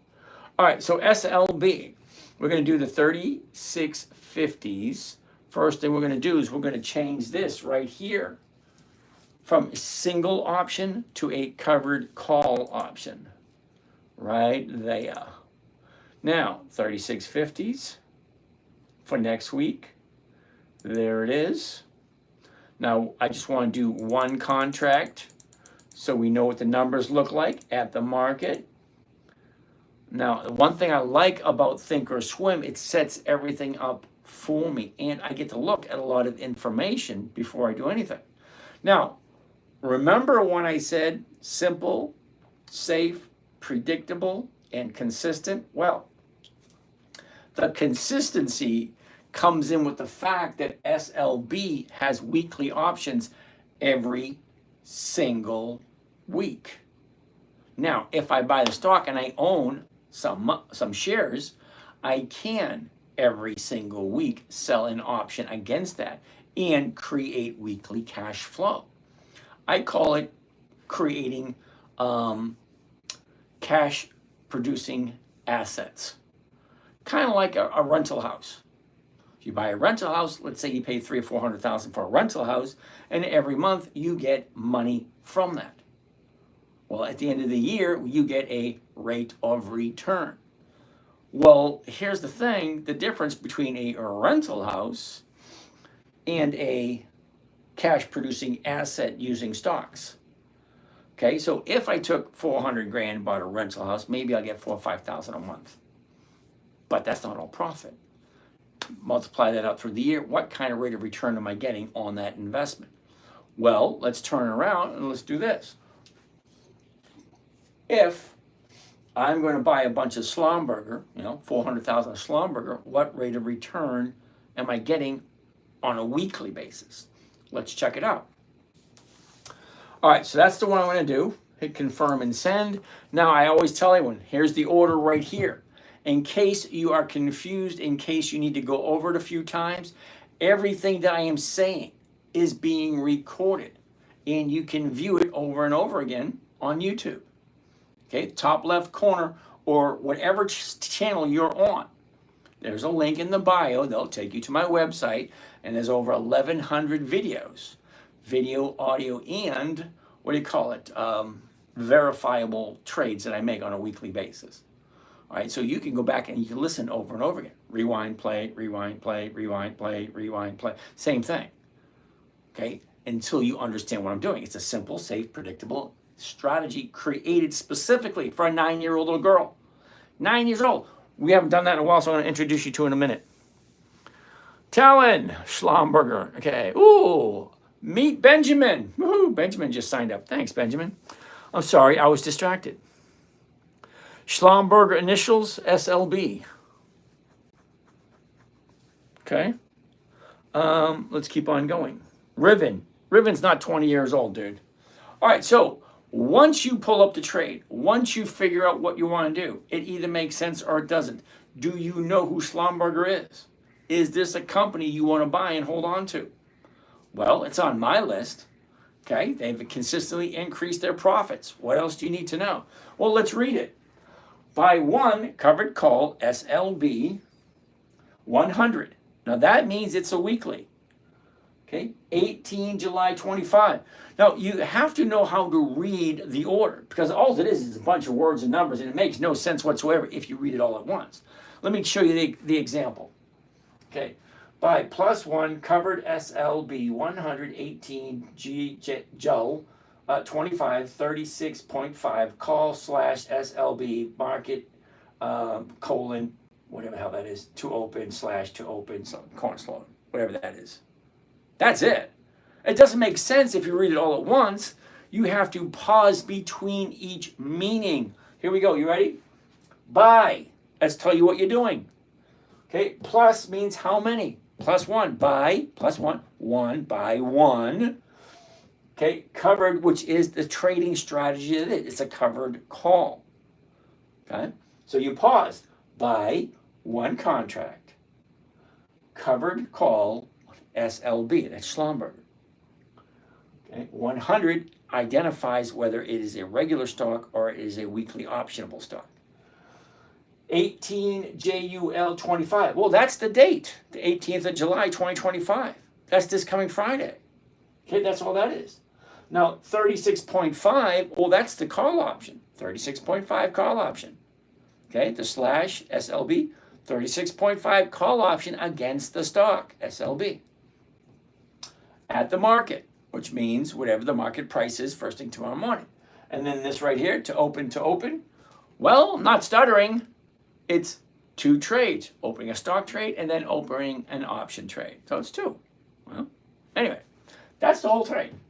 Say it slowly, read it out loud, and make sure you understand what each part of that means. Okay, SLB means that's the stock symbol. Okay, 36.5. That's the strike price. Okay. 18 July 25. Well, that's this coming Friday. Each set of letters means something. So read it slowly. Okay, so basically what it means is I got the right.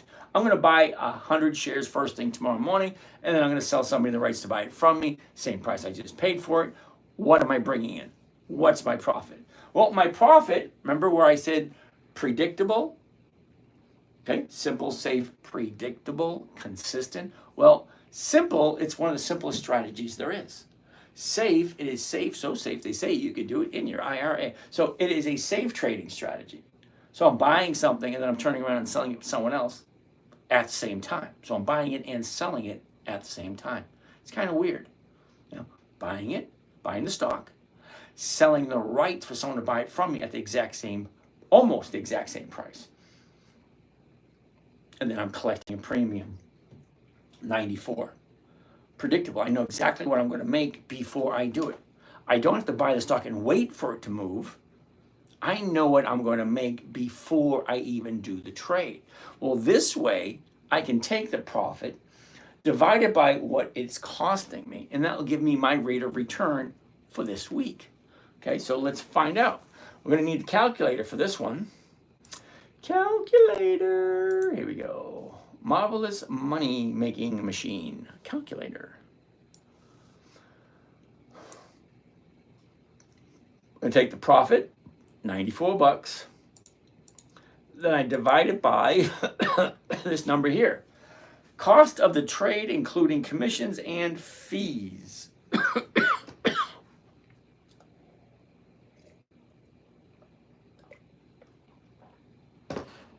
All right.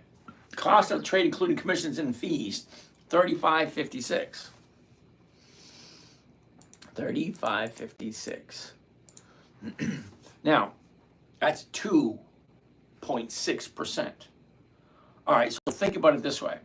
Companies have been in business for over 100 years, consistently profitable, increased their profits for more than 5 decades, consistently increasing. Do I like the company? Do I like the company at this price? Well, this particular trade, if I'm buying it at the market price, which is at this moment $36.54, and then I'm turning around and selling it to somebody else at $36.50. Now, granted, I see that I'm losing 4 cents, but it more than makes it up because I'm getting $94 per contract. Okay, and $94 per contract comes to a grand total of 2.6% profit for 1 week. Now, if you do some quick math, 1% per week is 52% per year, simple interest. There's a big difference between simple interest and compound interest, but simple interest, it's 52%.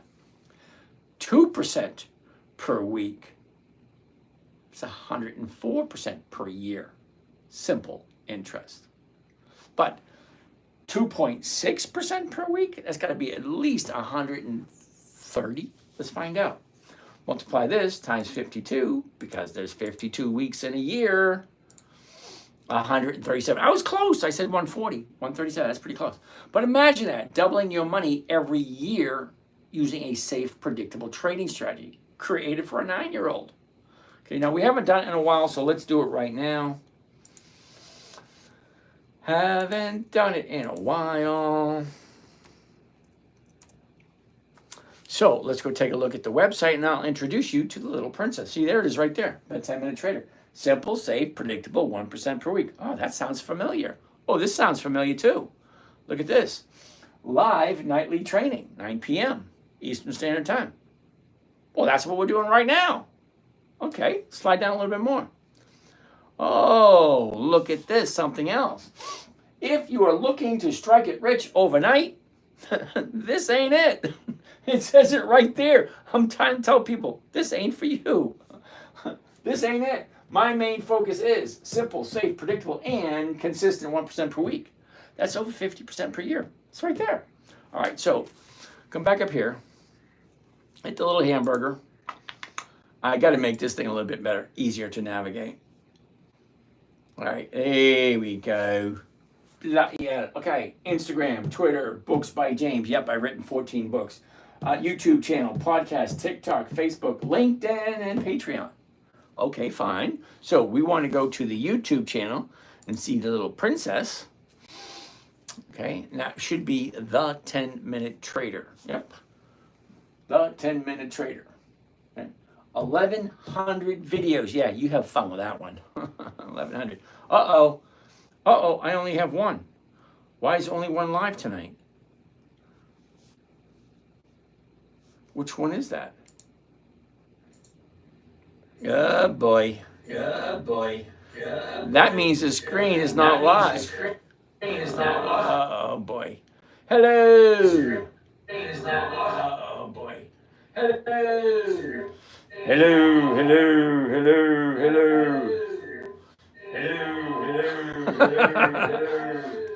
Some people just don't grow up. All right, videos. I have to have Jacob fix that for me. Let's go to the oldest videos. And here she is, any minute. Hi, I'm Macy, and you being part of my internet website called Thingy, which my dad doesn't like me calling that, but I do. Being part of that, you're going to be getting weekly lists. All right, and that's me, 15 years ago.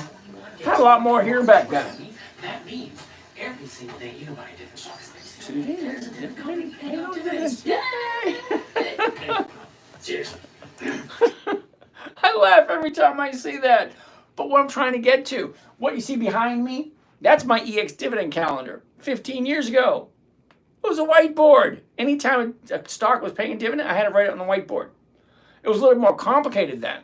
Now it's a lot easier because everything's included with everything that we do. Anyway, besides the point, that was the princess.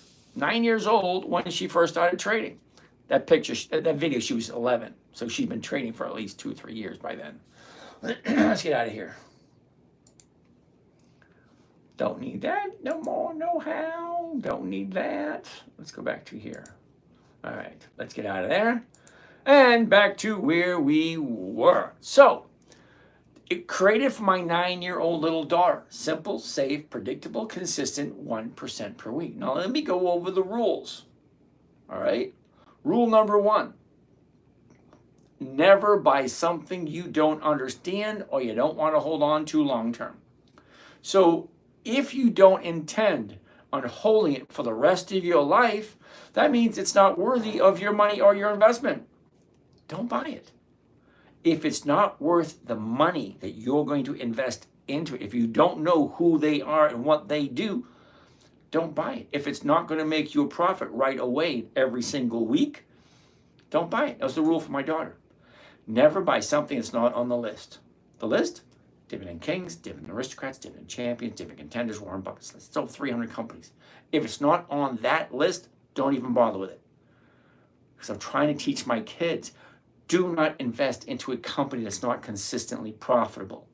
Now, the stock market's been around for 400 years. So I don't think 2 decades is a lot to ask. And there's about 300 of them that work. So why would I want to look at the rest of the 10,000 and or 9,900 and whatever? Why? Because I'm not looking for a diamond in the rough. I do not want to stand in front of a computer or sit in front of a computer all day. I want to do my trades. I want to get in. I want to get out. And I want to be done and over with. That's it.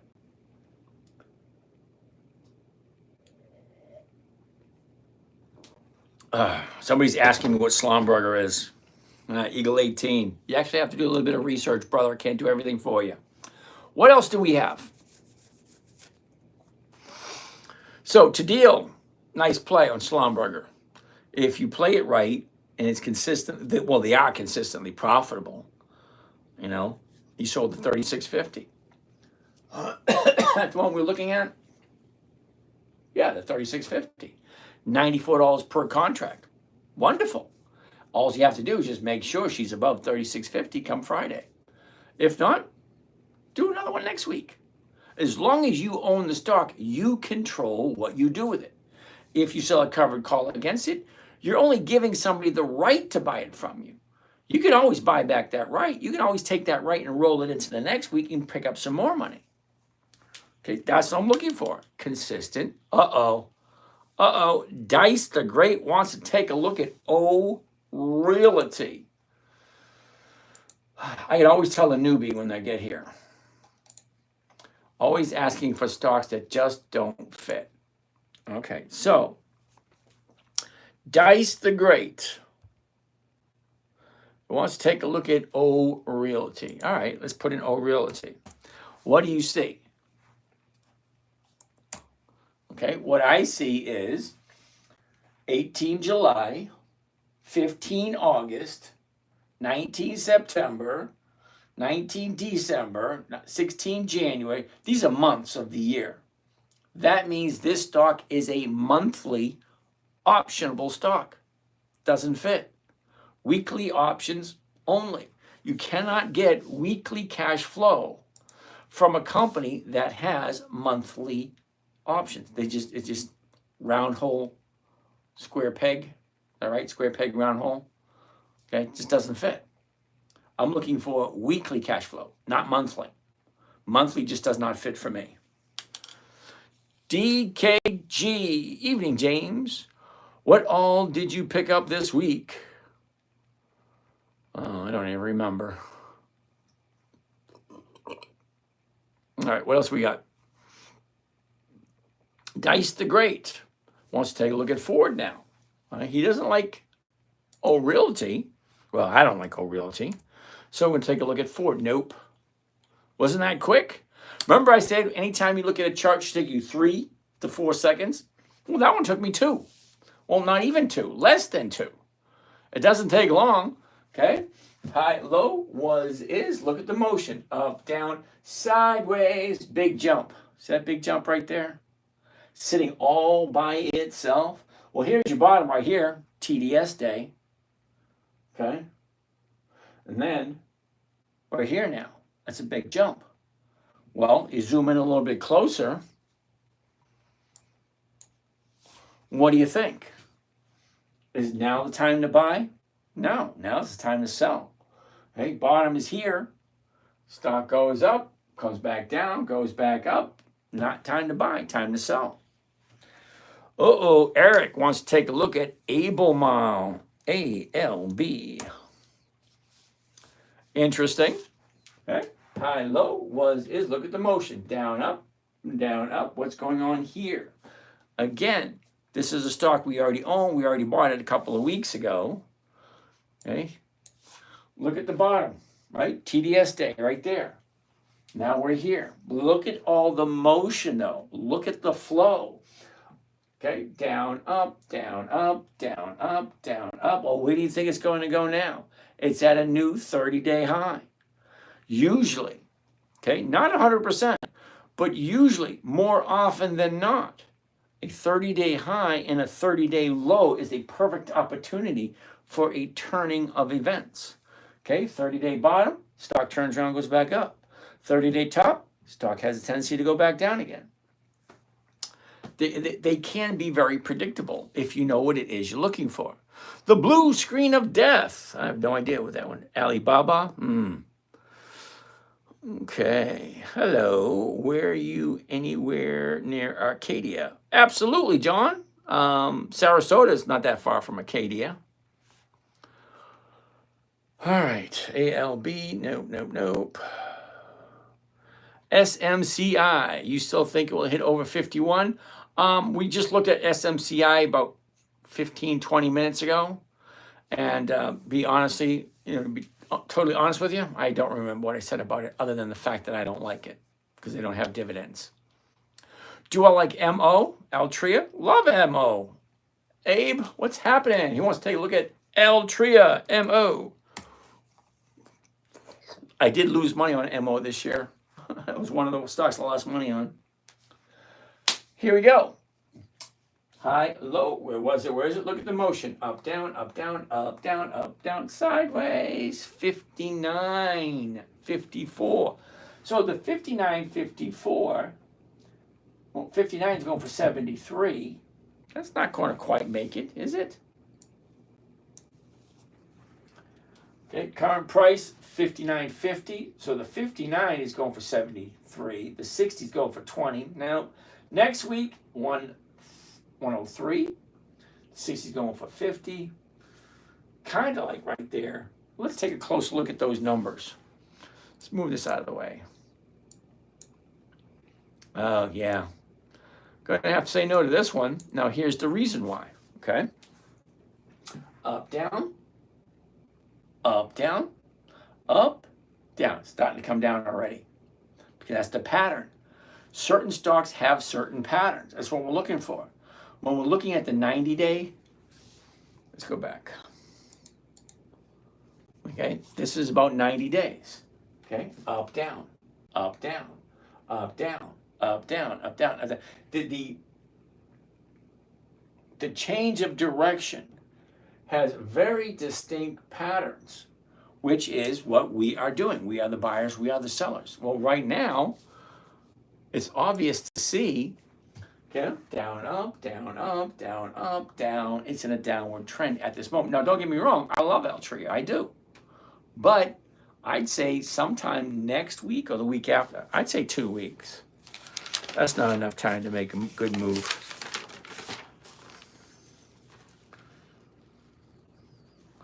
MO, 2 weeks from today. All righty, what do we have next? We only got like 10 minutes left and then I'm out of here. I'd rather yank all than sell. The stank, two things, always ponder me, blah, blah, blah, blah, blah, blah. Yet unknown FDX with a sizzler up 40%, holding above. I have no idea what he's saying. I thought you were doing covered calls. Mike L, we are. We just did a couple. Crack me up. Christy, how are you? Okay, Mike, you're looking for 1% a week. How many positions would this include in your holdings for the week? Well, let's take a quick gander, shall we? Count right here. This one I share publicly.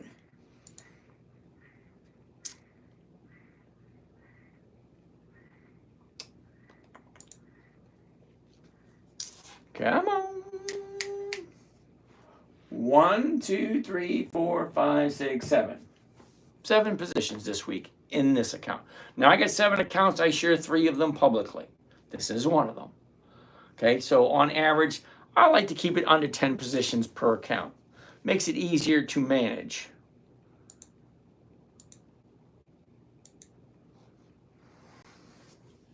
So let's keep on going. Sorry.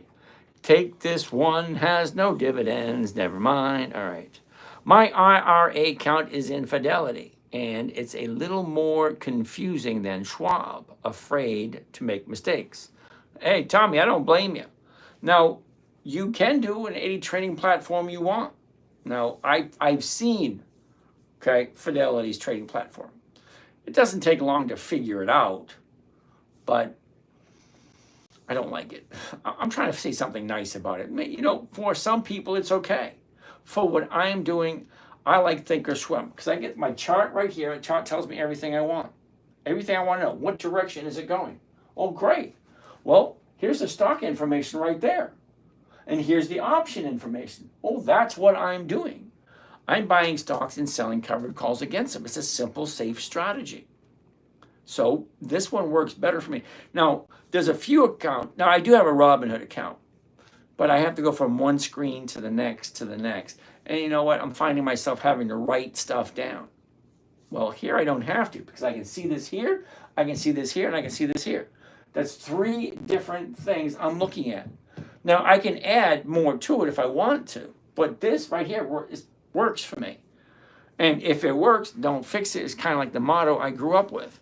All right, we got 8 minutes and a lot of questions. RZLV. What the heck is RZLV? RZLV. Resolve. No. Okay. User 994 9994 999 444 999, whatever your name is. I don't do monthlies. The numbers just don't work. Okay. ULTY, great for dividends. Is that right? ULTY, ULTY. Didn't we say no to this one a while back? We did. Okay, Eric. 18 July, 15 August, 17 October. Those are monthlies. Monthlies, for me, just don't work. The numbers just don't work. Okay? And I'm not looking for dividends. I'm looking for premiums from dividend stocks. Okay, what are you doing this week? I had a hard time finding anything settled on SLB for 1.09. Well, this week we got a whole bunch. Okay.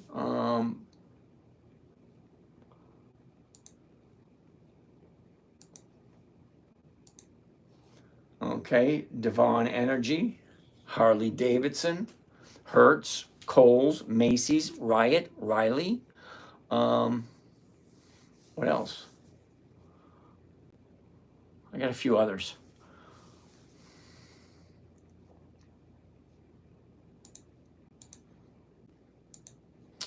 Let's keep on keeping on. Dividend stocks on tobacco are stable. Okay, thank you, Park Pins. Kevo, why not OSCR with less money, get covered call income, and hold promising stock? All right, Kev, let's take a look at it. OSCR. OSCR. All right, interesting. 1650, 1650, interesting. I want to bet that this thing doesn't have dividends. Well, let's find out. OSCR. Let's find out. OSCR. What kind of dividends does it have? Oh, so you come to a dividend investing channel and you come up with a stock that has no dividends. You're going to have to explain that one to me because that makes no sense at all. See, one of the reasons why I like dividend stocks, specifically stocks that consistently increase their profits and increase their dividends. Because when, it's not an if, when the stock starts dropping, at least I am guaranteed to a point that I'm going to get consistently increasing dividends. Okay, a year ago, we're at 15.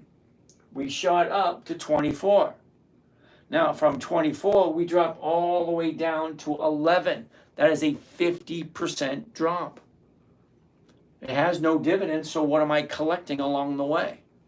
And without dividends, how am I supposed to know the predictability of the movement of the company? Because most dividend stocks I look at have a date, which tells me this is the date to look at 2 weeks prior to that date. Because 2 weeks prior to this date, the stock will have a tendency to start moving to the upward direction.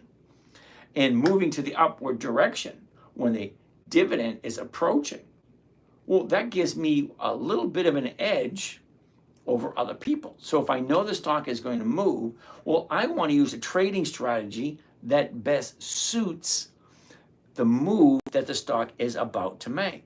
Now, is it 100% guaranteed? No, but it has a very high probability of doing the same thing over and over again. So you ask yourself this question: why does Weight Watchers stock go up at the beginning of every year? It's not that difficult. We all know why. You know, people want to do those New Year's resolutions and they want to start buying, get on those diet plans. So certain diet products go up. Weight Watchers, perfect example. Hershey stocks has a tendency to go up in the first week of February. Why? Well, because the second week of February and in April is the biggest chocolate days of the year. So it goes up. Why do gasoline stocks and oil stocks go up in the beginning of summer? Well, here's the thing. People take vacations when the kids get out of school. When's that? May and June. Gas goes up. What about heating oil? That goes up in March. Why? Because we all don't buy oil at the same time initially, but we usually all throw that heater on in October, November, or December. And then what happens around February and March? Your tank is getting low and you need to refill. Yeah, so there's a lot more people buying in March because they used up all that heating oil in November, December, January, and February. So certain stocks move at a certain time of year. Well, that's called seasonality. It's called predictability. If it does the same thing over and over and over again, why not? Okay, GGG, what is the strategy? Well, the name for the strategy is Dividend Capturing 2.0. KO, what's my opinion of IMO and WPC? Well, I never heard of either one of those, but let's take a look. IMO, hold on a second. Imperial Oil. No. That's my opinion. What was the other one? WPC. WPC. No again. Now, KO, the reason why I'm saying no 18 July, 15 August, 17 October. Those are months of the year. Okay, I don't like months of the year. The numbers just don't pay the same. Weekly options only, because a weekly option allows me cash flow on a weekly basis. And if I'm getting 1% a week, why would I go for a monthly and go for 1 or 2% per month? Well, 1 or 2% per month is 12 to 24% per year. Now, that might be okay with some of you. But if I'm getting 1 to 2% every week, that's 50 to 100% per year. Yeah, that works for me. I'll take that one.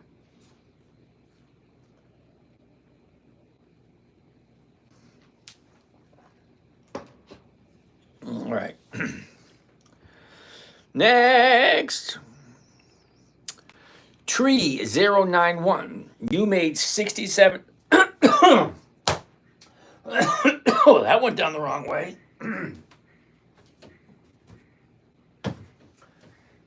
Definitely not, definitely not good.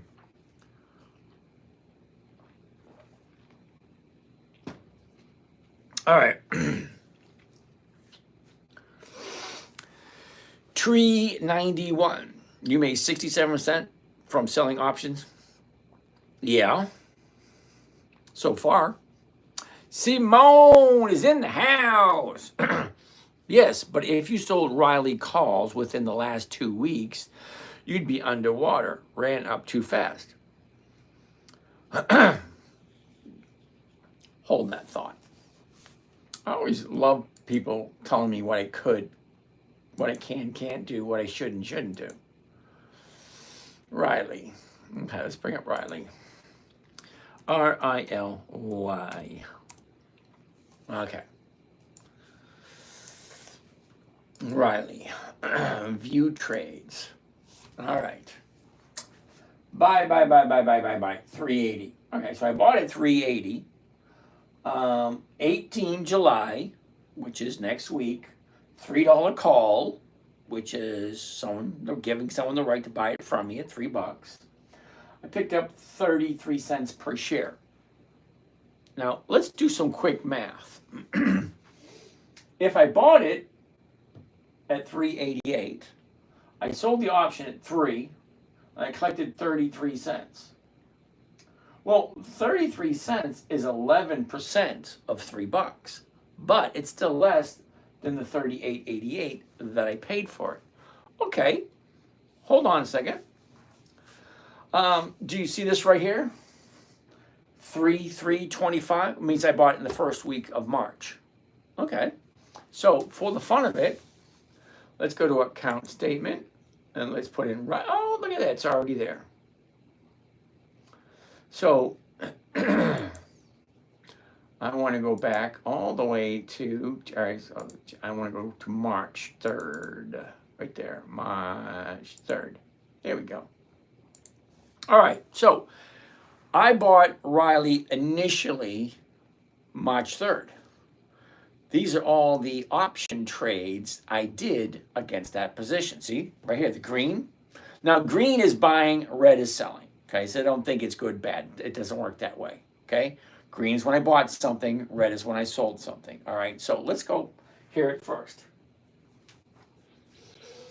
All right. I originally bought Riley at $6. See that? And then I sold the $6 option. So I bought it at $6.57. I sold the $6 option, picked up $1.15. That's a nice premium, nice profit. Okay, so I sold, premium. Okay, so I sold the 5s. Okay, then I bought some more stocks at 4, lowered my cost basis. See, all these right here in red, those are all credits, all premiums I've collected. So, okay, keep going. Look at this. 3, 4, 5, 12, 5, 5, 5, 5, 5, 4. Oh, then I bought another 2,000 of them at $2.93.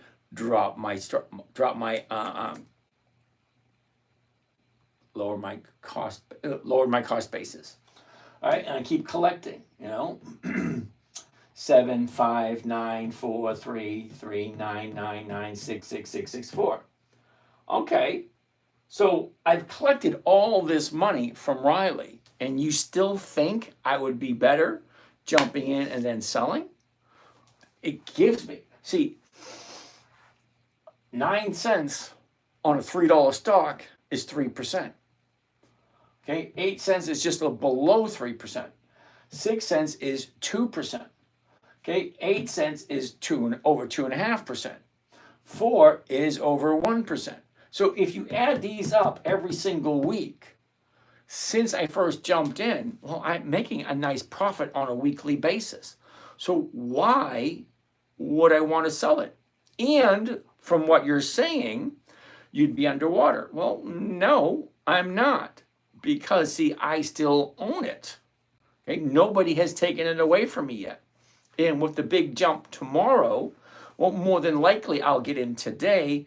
I'll probably get in first thing tomorrow morning and then see where she opens up and do I need to do anything to protect my position? Because my position, even though I started out at 659, my dollar cost average brought me down to 388. I have no intention on selling it at the moment, because it still gives me cash flow every single week. So why would I get rid of it? All right. Oh, we're past 11. All right, no more stock stuff. Let's go over and see what more questions we have. Boy. Oh, wow. I missed all these questions. I'm going to have to apologize to you guys. Let's see how many of these questions I get. ALB, we did that one. SMCI, we did that one. No dividends. UTM. We already did all these. We already did all these. We already did that. We did that. We did that. We did that. What's my opinion? WBC. We saw that one. Oh, okay. Dice the Great. We're going to have to do it tomorrow because we're past 11. I'm going to grab my seat. I'm not doing anything else other than answering questions. So I'm going to just grab a seat, get comfortable, and go over some questions. Let's see what you guys got. All right. Kane Allen, how are you doing today? Energy Transfer, ET. I don't do that one anymore, only because the premiums Energy Transfer is giving or offering is absolutely horrible nowadays. Let me quickly show you. Get out of there. Need my glasses for this one.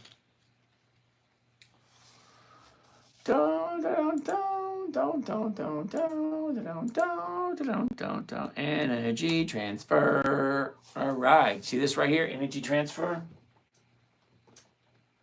Okay.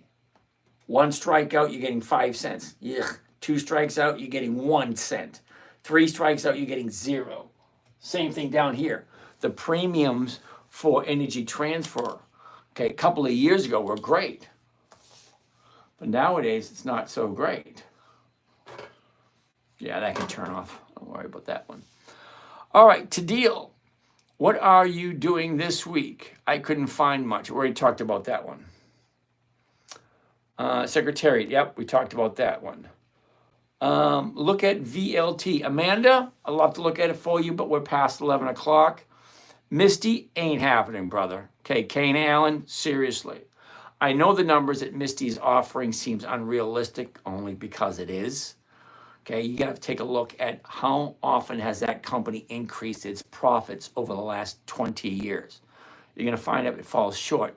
How many trades do you do on average per week? Ugh, I'd say a couple hundred. Oh, weird. Years ago, it wasn't like that. PROK, never heard of it. BTU, please, never heard of it. Riven has not been around 20 years. OCC, we have to look at that tomorrow.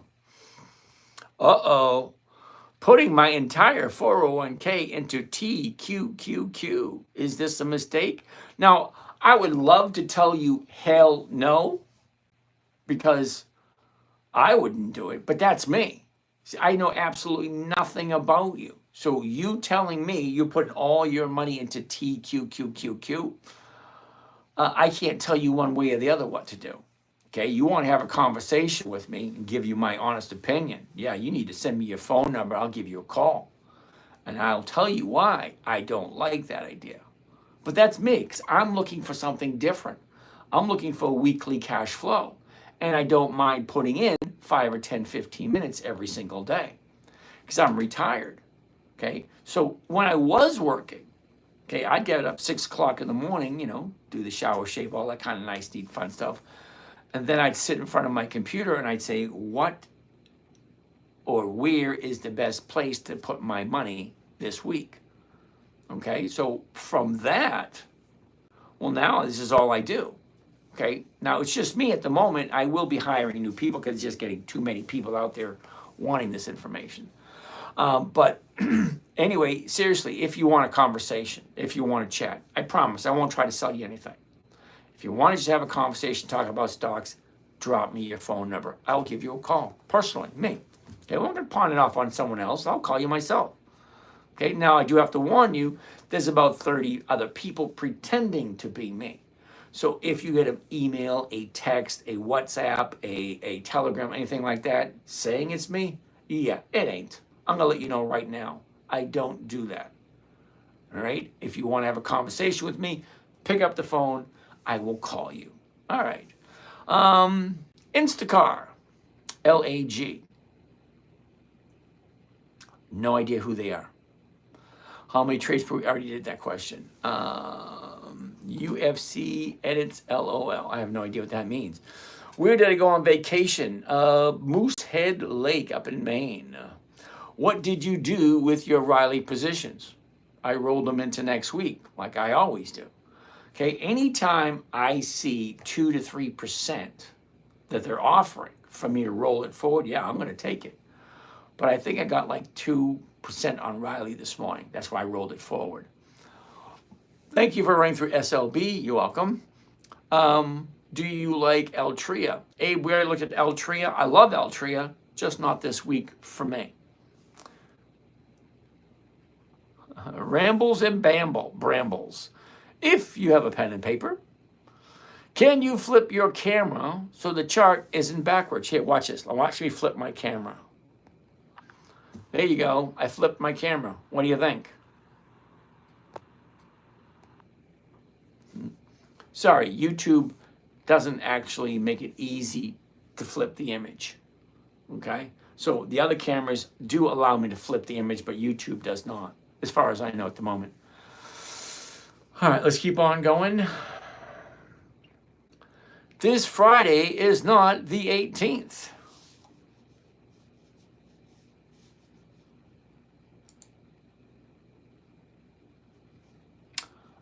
He's right. It's not the 18th. It's the 11th. The 18th is next Friday. Okay, FH, thank you for correcting me. FFAI stock, travel free, never heard of it. So you're almost hoping it hits the strike price so you can't lose. Kevo, you got to kind of hit it right on the head, brother. Okay? Now, Kevo, I take a look every single day. What did I buy the stock for? What strike price did I sell it for? How much of a premium did I collect?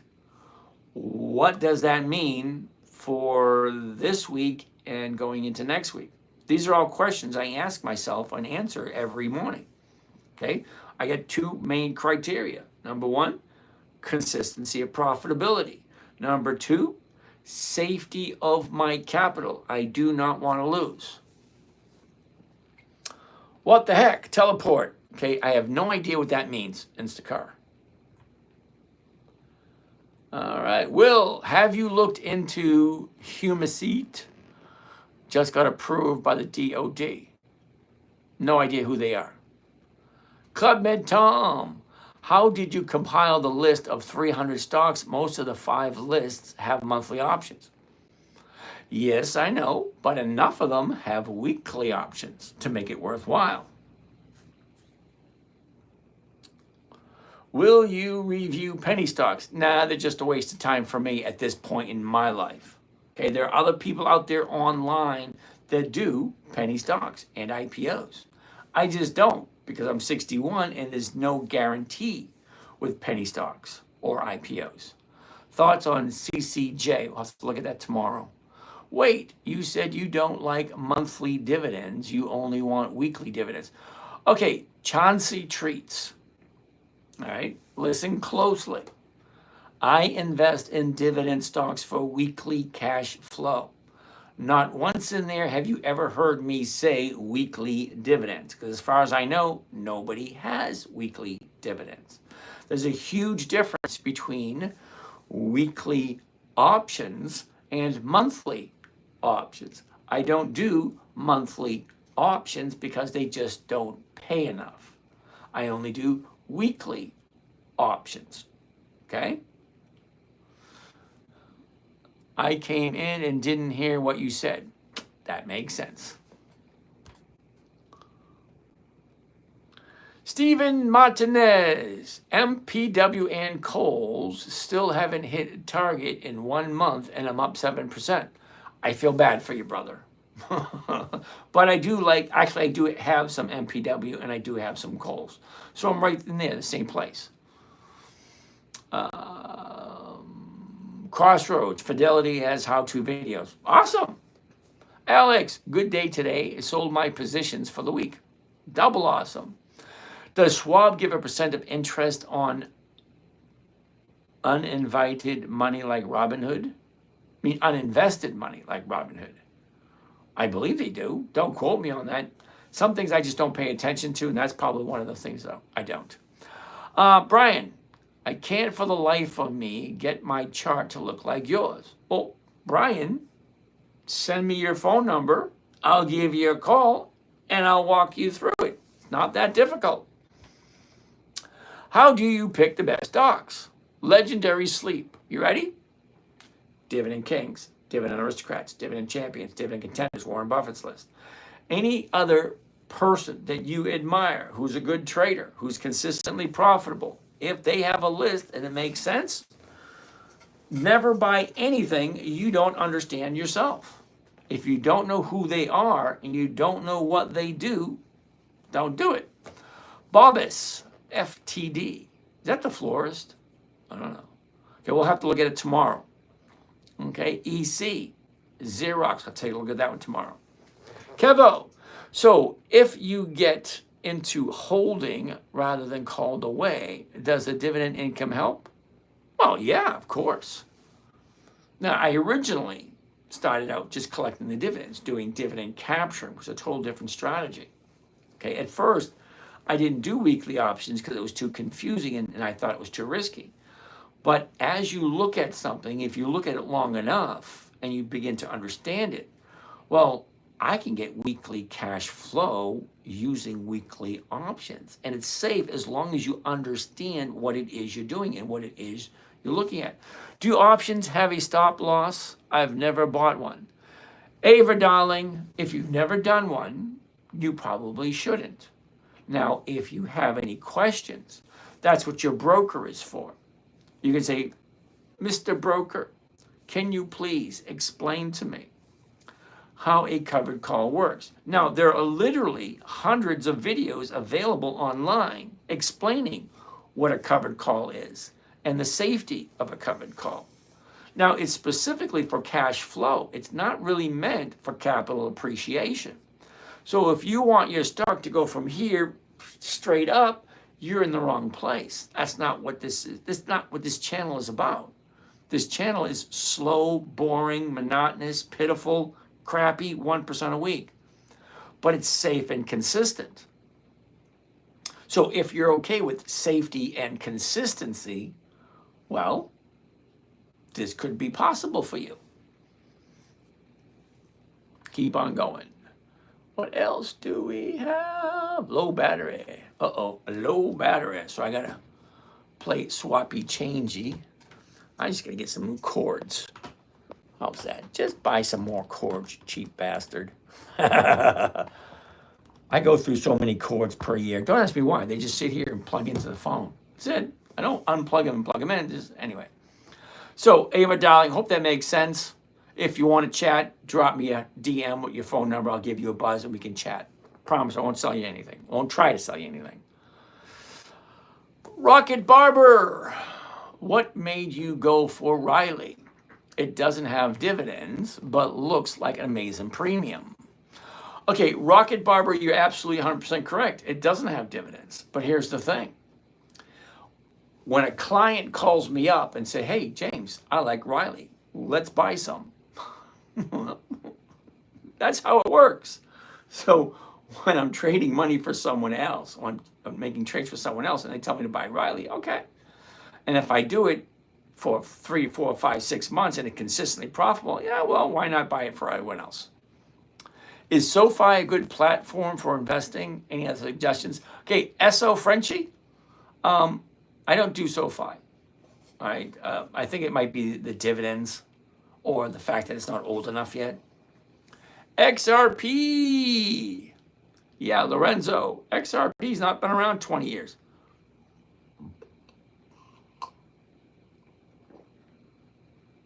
All right. Cliff.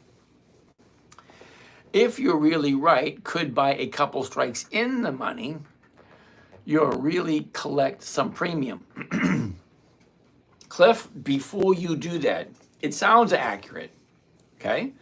However, take a good look, because the higher in you go into the money, the lower the rate of return is going to be. So at the money is the highest rate of return, at the money. Okay, one strike in is usually pretty good. That's where I like. I like one strike in. Very rarely will I do two. Okay, but I don't ever buy unless the chart is telling me it's the right time. Now I'm looking for a low, a 30-day bottom coming off of a 30-day top. So you got 30-day top, 30-day bottom, and then she's going back up again. That's what I'm looking for. Okay, the stocks I like, well, they're consistently profitable. So that's basically all I'm looking for, because you got a 30-day top, 30-day bottom, and then she turns around, goes back up again. That's what it usually does. We got a few more questions and we're going to call it a day.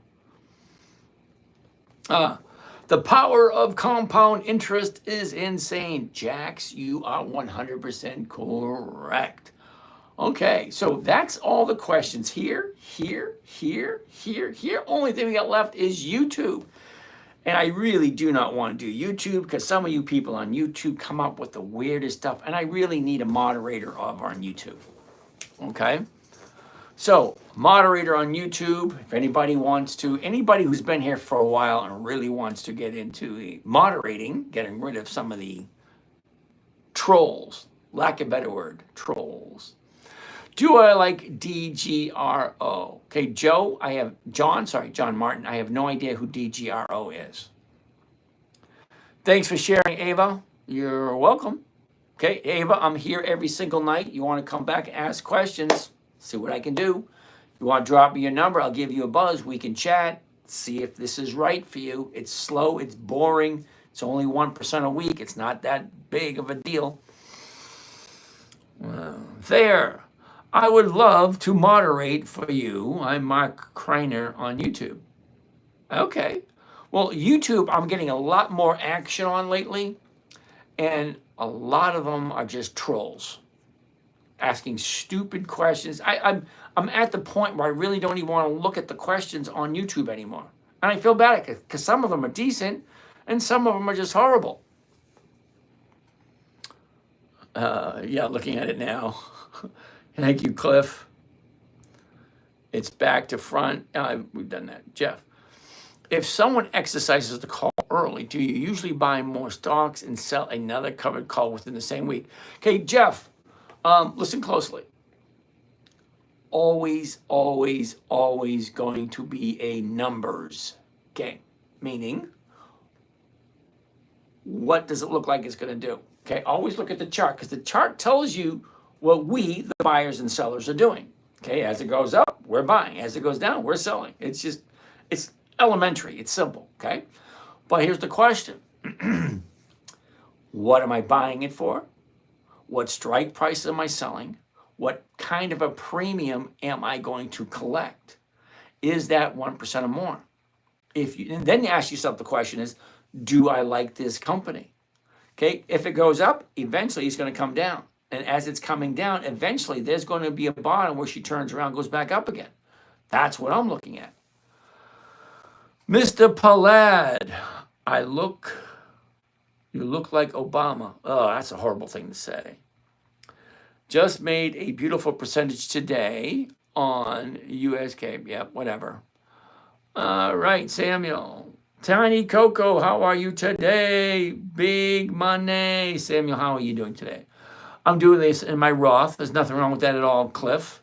Now, you got to remember, Cliff, certain things you can do in a Roth and certain things you cannot. Rex Lexus, what about option trading and witching days? How best to take advantage of such a phenomenon? Consistency and predictability is what I'm looking for. Samuel, JPMorgan was founded in 1871, making over 150-year-old stock as of 225. The company has its roots traced back even when, early days of the 18th century. Okay, I'm not quite sure what that means, but it's over 150 years old. So, I have often margin in my Roth. Okay, now I like margin in my accounts also, but you got to be careful nowadays because of TDS. Now, TDS caused me, I think, 2 or 3 margin calls. People panic, stocks drop, and then it's like, all right, you're going to pony up some more money. Yeah, I had 3 margin calls this year, I think 3 or 4. Okay, but nowadays I'm giving myself a little bit more cushion, so I'm not using all the margin that I have. Margin's great if you understand the risks involved with it. Okay, that one's done. What else we got here? No safer place. And JPMorgan, okay, I could argue that one. How to best take advantage of triple witching? I'd have to see statistics on it. James, hope you had a wonderful 4th. It was okay. Diamondback and MLB. Life. Okay, if good. Okay. Diamondback, I'm not 100% sure. Slow, boring sounds right for me. You know what? It's perfect for people who don't mind slow and boring. Because think about it, 1% a week at 5 or 10 minutes a day. 5 or 10 minutes a day for 1% a week. That's over 50% per year. Now, depending on what your account looks like, if you have $100,000 in your account, 1 hour of your time, it'd be worth $1,000 an hour. If you have 50,000 in your account, 1 hour of your time, about $500 an hour. What's wrong with that? Now, for some of you starting out with lesser, well, you're going to have to work to get there. Okay? You can't get proficient at something until you put the time in. Well, that's where we are. Hey, Lumina, thanks. Learned a lot tonight. Not many trolls to distract you. Well, you got to remember one thing, Lumina. You're on TikTok. I got 2 channels that way, 2 channels that way. So, and then down here, I haven't quite learned how to answer the questions for the people down on the other 3 or 4 channels. All right, so what else do we have over here? JK, desired companies equals portfolio. Okay. Carter's Corner. Carter's Corner Pocket. Okay, I'm 100% undiversified into GameStop. I respect your way of investing. Just saying hello. Hello. BTS, Mike, let's take a look at it tomorrow. How do you know that? How do you not know that? Desired companies equals portfolio. Okay. Cliff, but if you're thinkorswim.com, I'm on Thinkorswim desktop until Schwab, 2 different platforms. Yeah, I'm aware of that. I don't like the Schwab platform. Okay, I like the Thinkorswim desktop. Okay, I don't use thinkorswim.com because I don't like the layout. Okay, the one that you download onto your computer, I like that one. And it updates every day. All right, what else do we got? BTS, I have no idea what that is. What about ENB, EMA, RY, and CNQ? All right, Eric, you have to come back tomorrow and ask me those questions all over again. You're on the web version. I'm on desktop. No, Cliff, I'm on the desktop. I don't do the web version. Okay?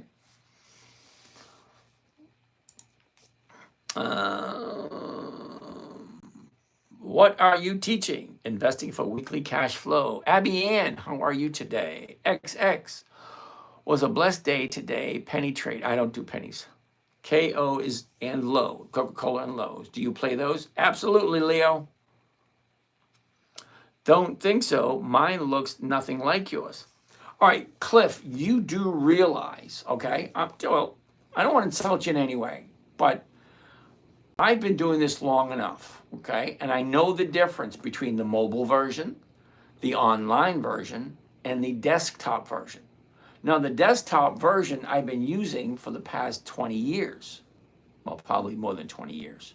I don't even remember. So long ago. I try not to think in the past. I don't live in the past. It's just today and what's forward. Whatever happened last year, the year before, don't really care. But no, I am on the desktop.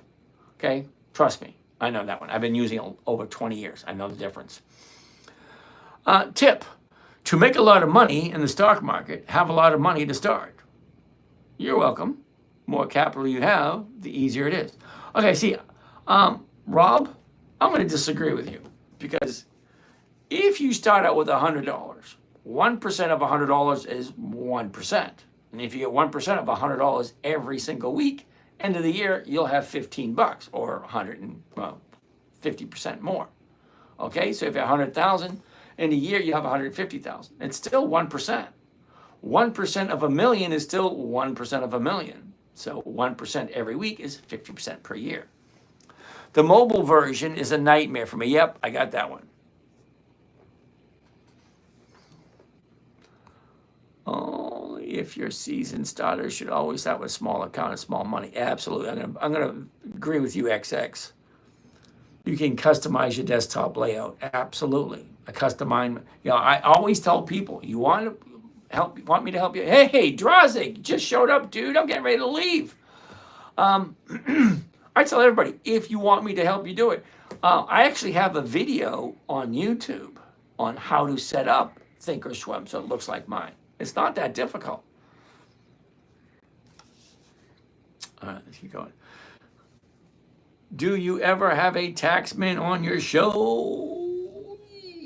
We did a couple of months ago. I think it was back in March we did. We did a taxman show. And he was telling us ways to not have to pay taxes again. There. Where is the web version and desktop? Okay, Cliff. The web version is on thinkorswim.com. Okay, you can actually trade on thinkorswim.com if you want to. Now, the desktop one, you have to download to your computer. Okay? And every day they update it. So every day when you log on, you update your version.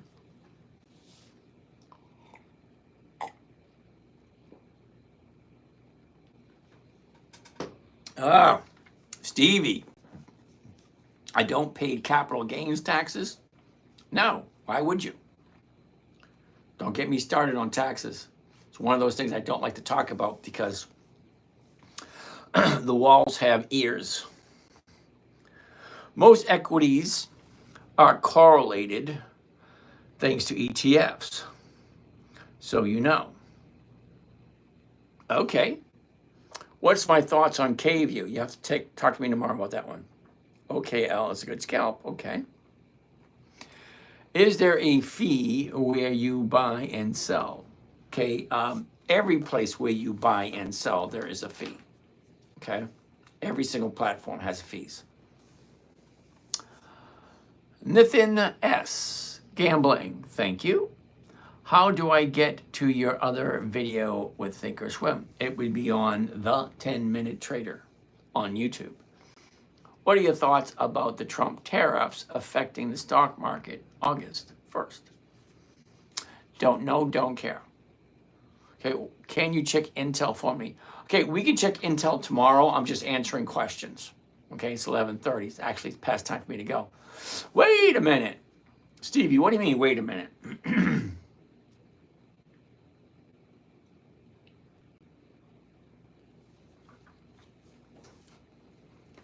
All right. That's basically it. Cliff, there are no fees on Schwab for trading shares, only FINRA fees. Okay, so let's see if you can read that slower, because you said there are no fees on Schwab for trading, only FINRA fees. Well, a fee is a fee, all right? When are you kicking off your grandson's program? Oh, we did the outline last week, and this week he's coming over again. So we're going to do another video series again. And how many stocks currently you hold and sold calls against? At least 15. Remember, I have 7 different accounts. So I got at least 15 of them. Fang, no. Come on, B-Rad Daddy. No. Just because you changed channels doesn't mean I'm falling for that one. Okay? You asked me to look at Fang about a couple of hours ago on the different channel. So, yeah, I'm not falling for that one. Oh, you missed it? Sorry. All right. What's the difference between a market and a limit order? And when to use each? Tiny Coco. A market order, okay? Let's call it an American order. A market order is, I want it now, I don't care what it costs. That's the market order. The market maker gives it to you for whatever the market is at that moment in time. Now, a limit order, well, this is what I want to pay. Regardless of what the market says, this is what I want to pay for this position. Okay, you're limited what you want. This is what I'm willing to pay. This is what I'm willing to accept. Okay, market order, give it to me right now. I don't care what it is. Now, for me, when I'm entering into a covered call, I always use market orders because on a covered call trade, the stocks and the options are tied together. So if I'm doing it at the market, I'm getting the stock at the market, and I'm also getting the option at the market also. But anytime I'm selling a call against something I already own, I always do a limit order. Tiny Coco. I did trade yesterday with VFC. Ooh, I like VFC. 200 shares do 2 covered calls with the strike at 1250 market order. Can you explain what a limit order is? Market order is again. And if the trade was okay. Well, from what you said, it sounds normal. You have 200 shares. You sold 2 contracts against it. Great. Well, did you make your 1%? That's what I'll be looking for. And number 2, if it doesn't fill this week, all right, and if you don't get rid of it this weekend, well, next week you will do a market order against the position you already own. You do a limit order. So if you bought it at 1250, right? Say, all right, well, next week I want 12 cents per share. That's 1% of $12. 12 cents per share limit order. That means this is what I want. I'm not willing to take anything less. So you get to pick. Is there a list of 25 years and 30 plus years stocks on Thinkorswim? Yeah, Cliff, there is. Not the 30 plus years. There's 25 years plus and 50 years plus. And it is available on Thinkorswim. Is a premium the same as an option? No. A premium is the value or the dollar figure in which you collect. Okay, the option, well, it's the contract itself. Okay, in the contract itself, you got to figure out what premium do you want and how much do you want and the date, because you need 4 things in any contract for it to be valid. 1 is the beginning date, 2 is the ending date, 3 is the consideration or the option premium, and 4 is the meeting of the minds, the actual agreement. Okay, I agree to buy this from you at this price by this date. I traded yesterday with SLP for 1,000. Okay, can you show us where the premium is shown? Right there. See it? There's the premiums right there. Okay, the puts, the calls. All right, Mike. Why did you purchase Riley when their dividend was decreased in February 25? Okay, Hogan, I said this before. Okay, now when the client calls me up and say, hey, I like Riley, let's buy some. Okay, and if I buy Riley for someone else, right, and it looks good and it works consistently, well, then I bought some for myself too. And yes, I understand the dividends were changed. I do understand that. So every once in a while, I do change things. Also, if it's on Warren Buffett's list, well, if it's good enough for Warren, it's good enough for me. Okay? What do you think about OSCI? No, I already said no to that one. Please, okay. This has been absolutely incredible. I was toying around with these concepts over the weekend and trying to decide how to pair them together. Landed on your video and you're already done it.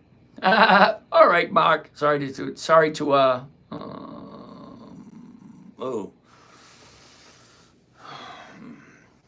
trying to think of the right terminology. Sorry that you wasted all that time for something that was already available. All right, that's a good one. SLB earnings on July 18th, end of the call. Will that affect anything? Cynthia, that's a good question because they have the earnings coming up on the 18th.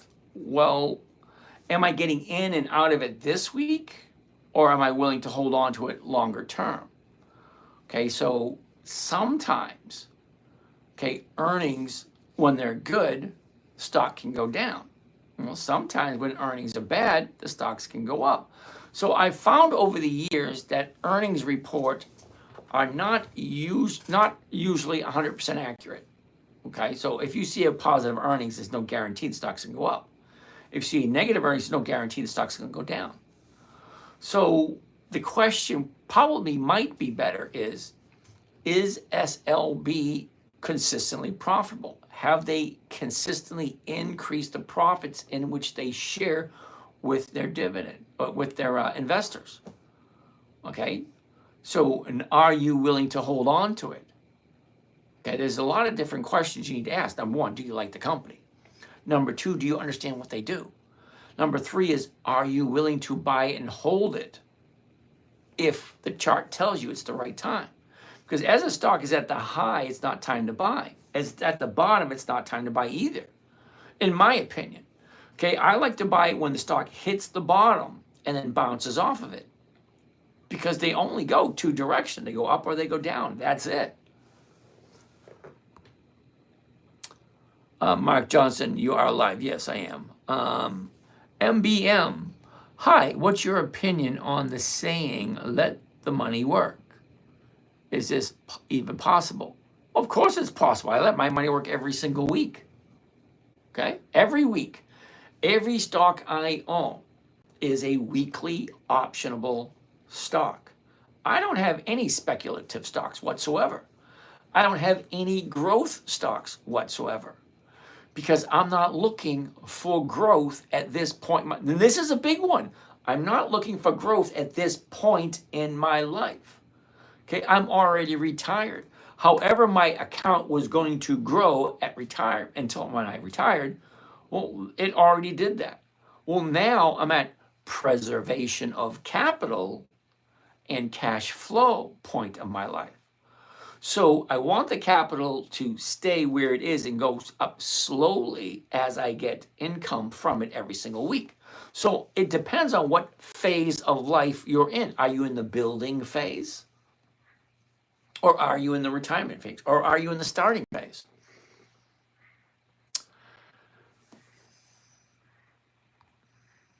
WLDN, never heard of them. Millennial Musings, okay. Shauna, starting. I have no idea what that means, Shauna, but welcome. K-View was moved to a dividend king status due to Johnson & Johnson. Well, I know Johnson & Johnson's been in business for over 100 years, but K-View would not get the same treatment if it's a new company. When do the new Warren Buffett stocks made public? January. Okay, Warren Buffett stock list 2025. Not that difficult.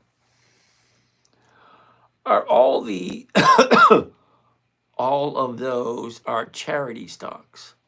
I have no idea what a charity stock is. Harley, Kohl. Every week or every month, dividend payments better. Lalo, every week or every month, dividend payment better. Okay, every year, year after year. Shauna, SCHD, no. MAIN, no. Not for me anyway. If you like it, more power to you. SCHD has not been profitable enough, and MAIN, Maine, they only have monthly options, and I don't do monthly options because the numbers just don't work. Oh, okay. I have to agree with you. There are weekly options are less than desirable. Okay. I love them because you get a call, right? You get the call, right? You're making 1% easily. Remember when the fire happened in California? Okay. Options, and 1 day later, each worth $1,500 per option contract. Okay. Now, Samuel, you do know, or I like to think that you know, that doesn't happen every single week. You cannot set your clock by it. Now, the very first book I wrote was how to get a check, or how to get 10 to 20 checks per month like clockwork. The key word is like clockwork. It means, does it happen consistently? What you're talking, no, that doesn't happen consistently. Does it happen once in a blue moon? Yeah, maybe it does.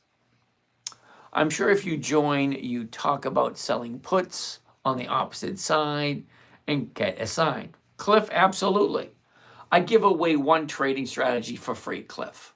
Okay? The trading strategy created for my 9-year-old, simple, safe, predictable, consistent, I consider is a great place to start. It's simple and it's safe. It's predictable and it's consistent. Okay? That's the way it was created. Now, there are literally dozens and dozens of other trading strategies that you can do, but I only give away one for free. Okay, I know all the other ones, but this one's simple, safe, and if you do it right, 1% a week is 50% per year, which means you can double your money 14 to 16 months. Well, that's not bad. Options are one. Okay, yeah, I got that one. Amazon sold nearly 600 million shares. Okay, fine. Honestly, I learned a lot this day. Wait a minute. Honestly, he learned all this by himself, and so did I. So you can find your way trading because it's like growing cannabis. You can ask a grower how it's done, or you will get a different technique. Absolutely. Same thing with trading. Interesting comparison. How do you choose your strike price? If I buy a stock at $100, my strike price is going to be $100. If I buy a stock at $12.50, my strike price is going to be $12.50. It is whatever is the closest to my purchase price and makes sense financially. It's always going to be a numbers game. Have a strategy that shows me support and resistance followed by technicals, but he doesn't do all that. So let him explain it to you how he does it. Thank you, Samuel. Couple hundred trades per week is crazy work. No, not really. I invest money in gambling and cocaine. This is what I kind of want to avoid. All right, that's it. I'm done with YouTube. I hate trolls, really do. Don't get me wrong. I love the idea that I get them because the more trolls I get means the more successful I am. That's the way I look at it. Okay, so that being said, you all have a good night, and we'll see you all again sometime tomorrow. All right, you guys over here, have a great night. We'll see you again tomorrow. All right, done here. All right, done here. All right, done here. All right then. And now, and done here.